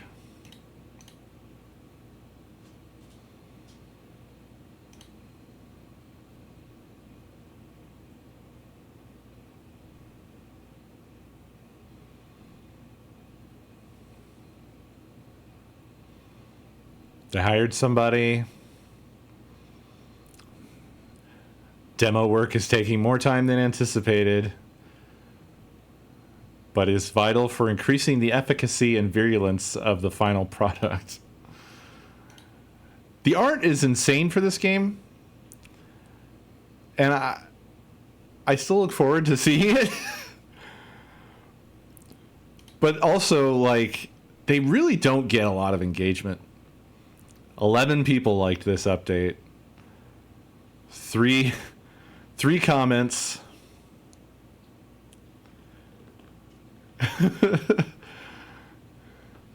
One from a super backer. They're sort of all positive. This one says, "It's been a while, eh? Hopefully it doesn't become vaporware." Dude, at this point, what's wrong with you? I mean, granted, because they say the vision for this game is still incredible, even nearly a decade later. But what a fucking weird comment. Hopefully it doesn't become vaporware. Do you think it's gonna, dude? They fucking... It's obviously taken massively more time than they originally thought it would. But they've continually updated for a decade. A decade!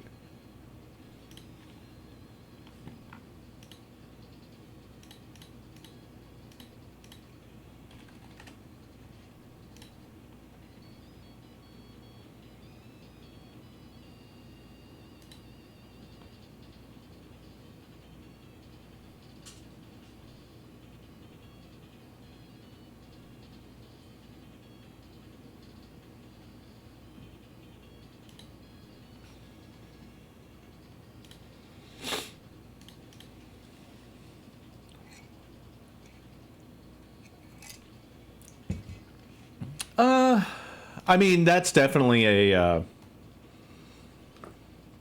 at a baseline, estimation is difficult, right? I've found that to be the case whenever I've worked with other people in software. It's always a struggle.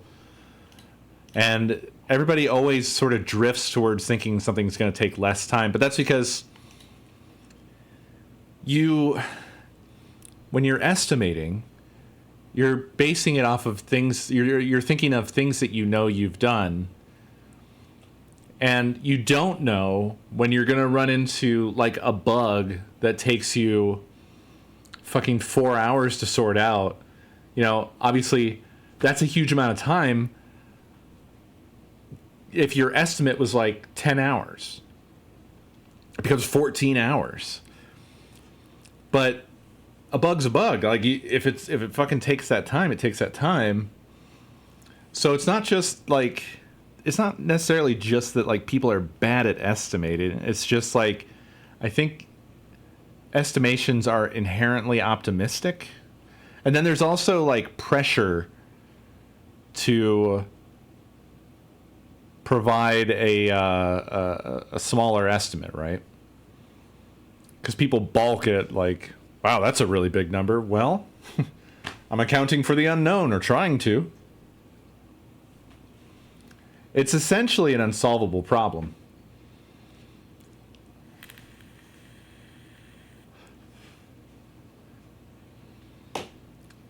It's kind of an insane thing that we're asked all the time to predict the future accurately.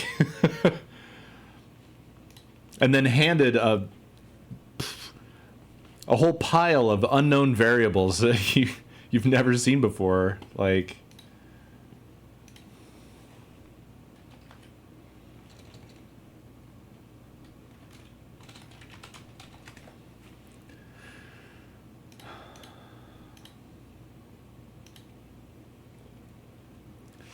I've taken a how to do a gaming Kickstarter class.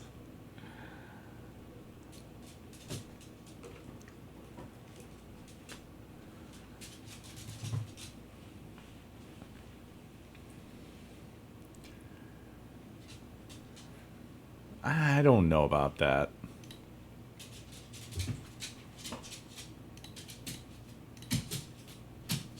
I don't know about that.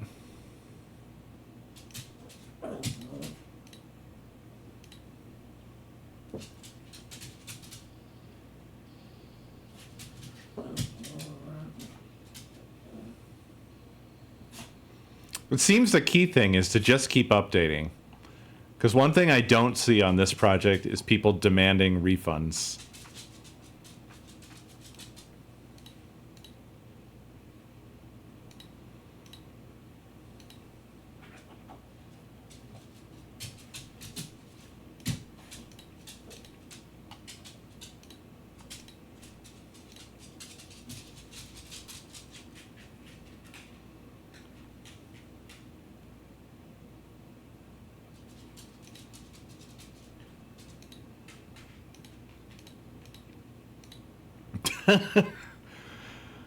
So, any way to upgrade my backer status? This was 4 years ago.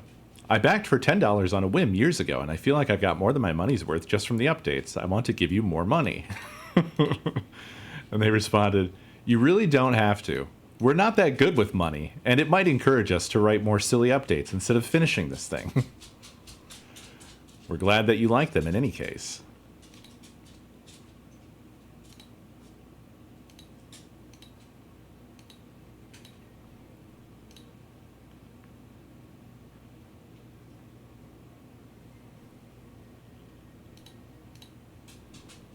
Oh, wow. 4 years ago, a super backer said, so where's the Steam keys? And they replied, I already replied to your direct message, but I'll summarize it here for completion. We're still working on it, but it will take time. You contact us or check the updates if you have questions about the project status. We also offer refunds to anyone who asks for one, no questions asked.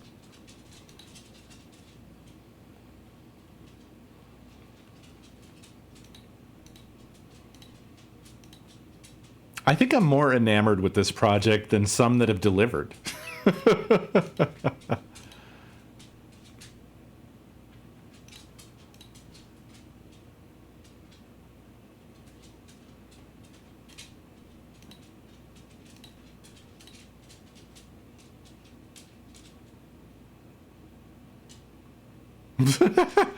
Well, apparently not everybody took it very well. Okay, this isn't funny anymore. Even if it wasn't supposed to be taken seriously, last update really felt like it was making fun of me as a backer. I would please like a refund. Thank you very much.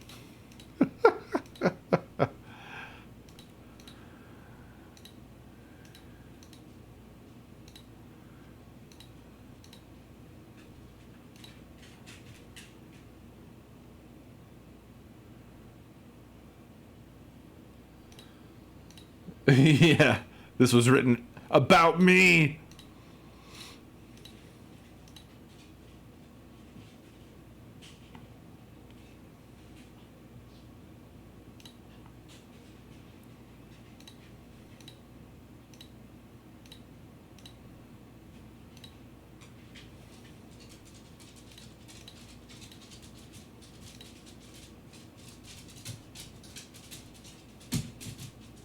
God, people were complaining 7 years ago. Like, this is a comment from 7 years ago, and it opens by saying, it's been years. Any chance we'll ever see this game? It's funny how people are angrier much closer to when it was actually supposed to come out. But the people that remain are all the people who are just like chill, which makes sense.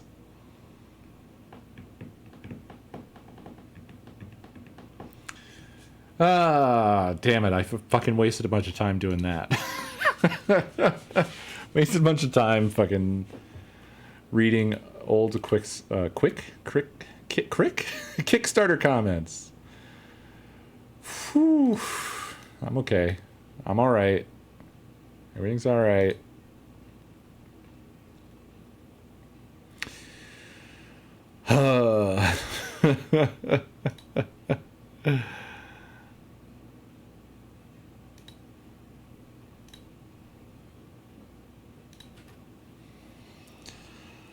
Hey.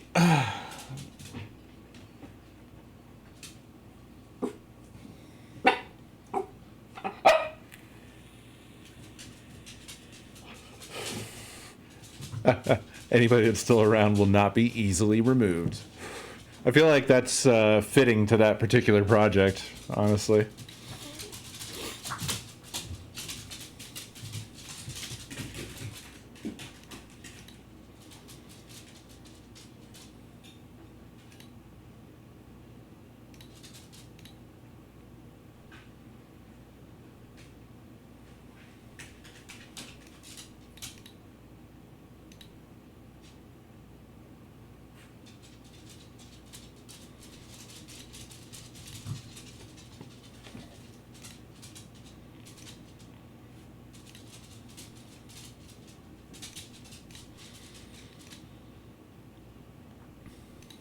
God, I wish I could just slam through this and get it going the way I want to.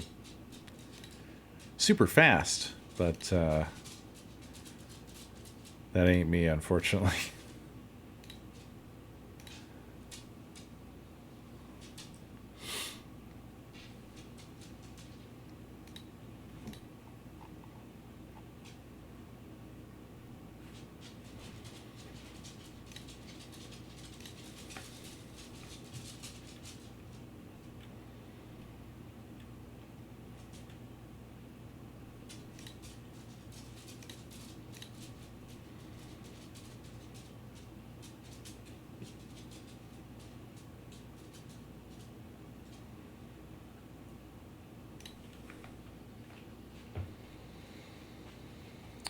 Yeah, exactly.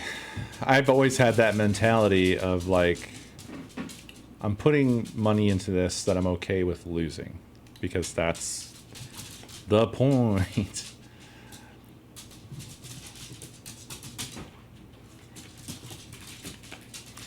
I've always found it a bit weird that people get so like up in arms.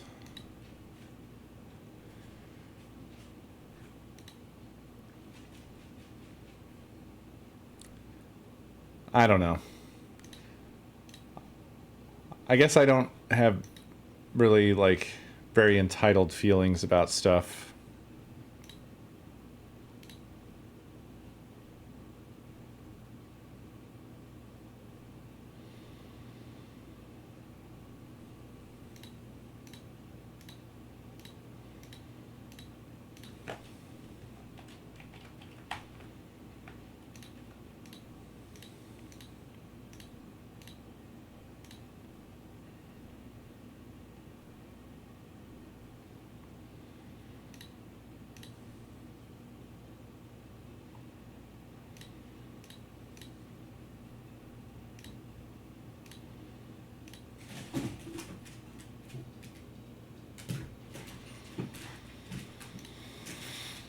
Stop trying to eat the cat.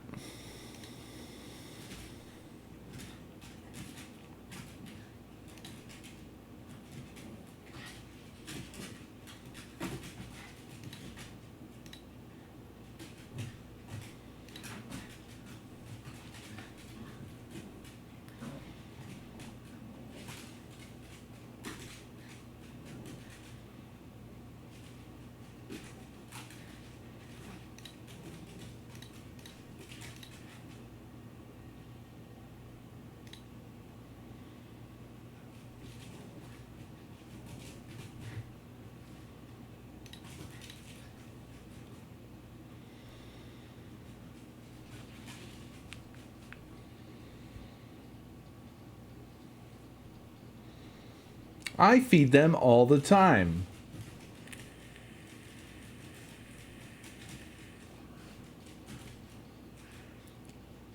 Yeah, exactly. It's not a store. This is I generally feel for people who have set out to do such projects and failed, because it's fucking hard. It's hard to do things. Because life. You know, it's just how it is. You're right, it has been minutes It's a great point.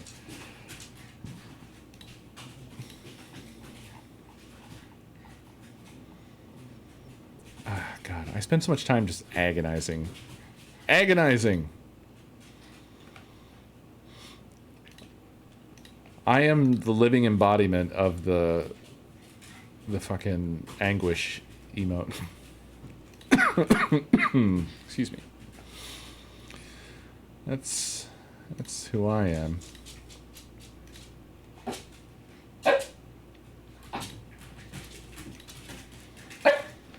Hi. Shush, please.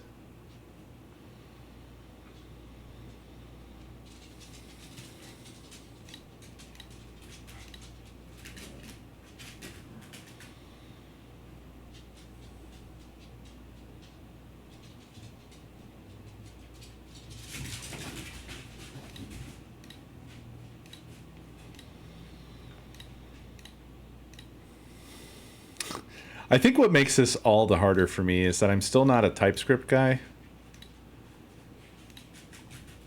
And I tried to TypeScript check all of this for some reason, which means there's a whole bunch of TypeScripty stufferino in here, but also not fully. There's a lot of little dots.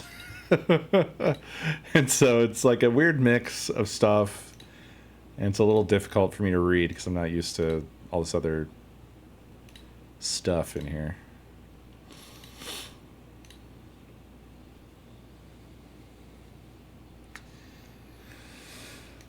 If only I could turn off agonizing.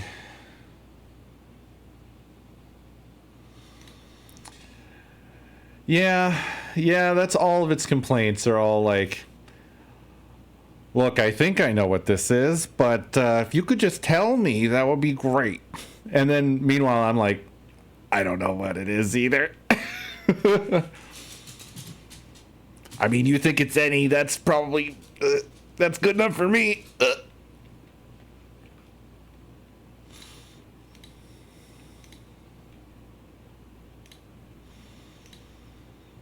Because it literally does say, it's like,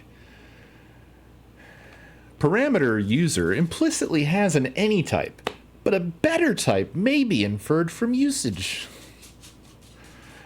And then there's like the quick fix thing. I'm like, yeah, I can just do that.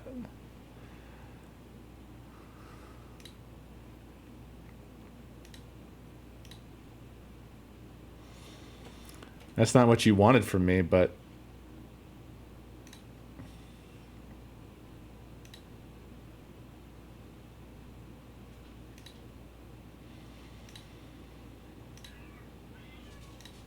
wow, quick fix kind of nailed it.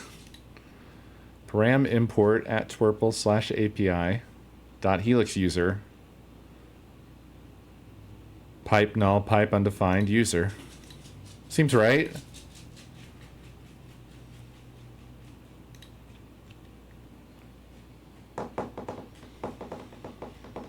It's also doing that thing where it's like user later has a big red underline.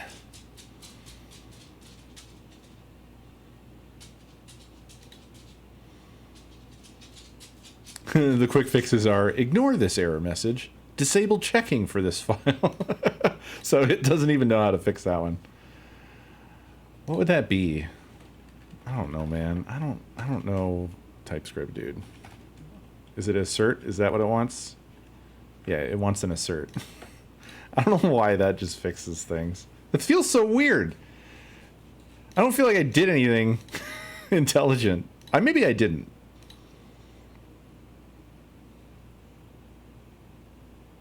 Yeah, VS Code, yeah. I love VS Code.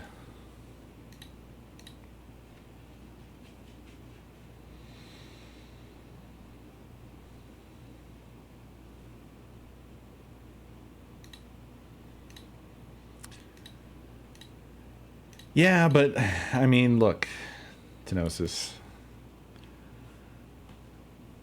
I just get my types right all the time.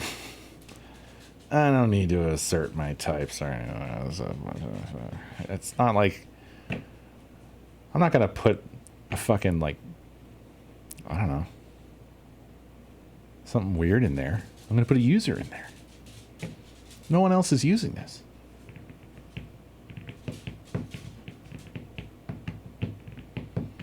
I've never heard of VS Copium or Codium.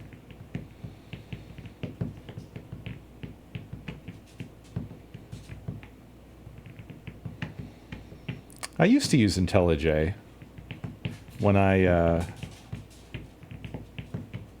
was working with Scala, since it's basically Java. Can't say I'm a fan.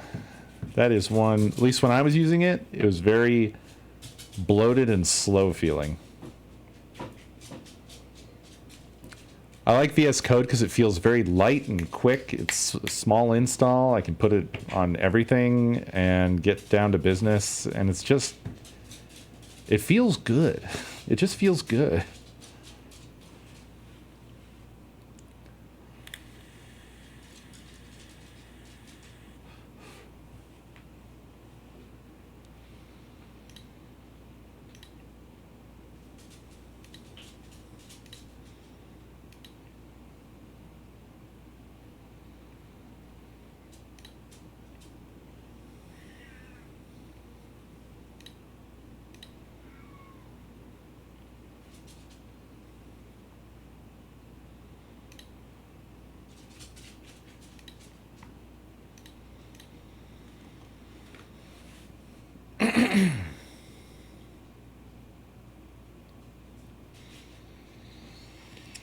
All right, well, it is quite late, everybody.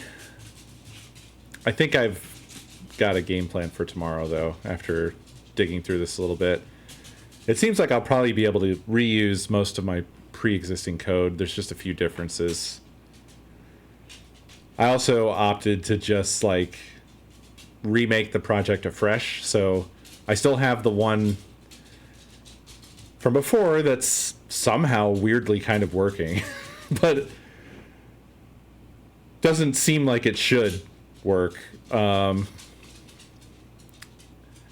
Maybe I was already I'd already built it in a sort of forward-looking or future-proofed way, but I haven't totally confirmed that. And I guess I will now that I've set up at least the skeleton of a version 7 Twerple app. So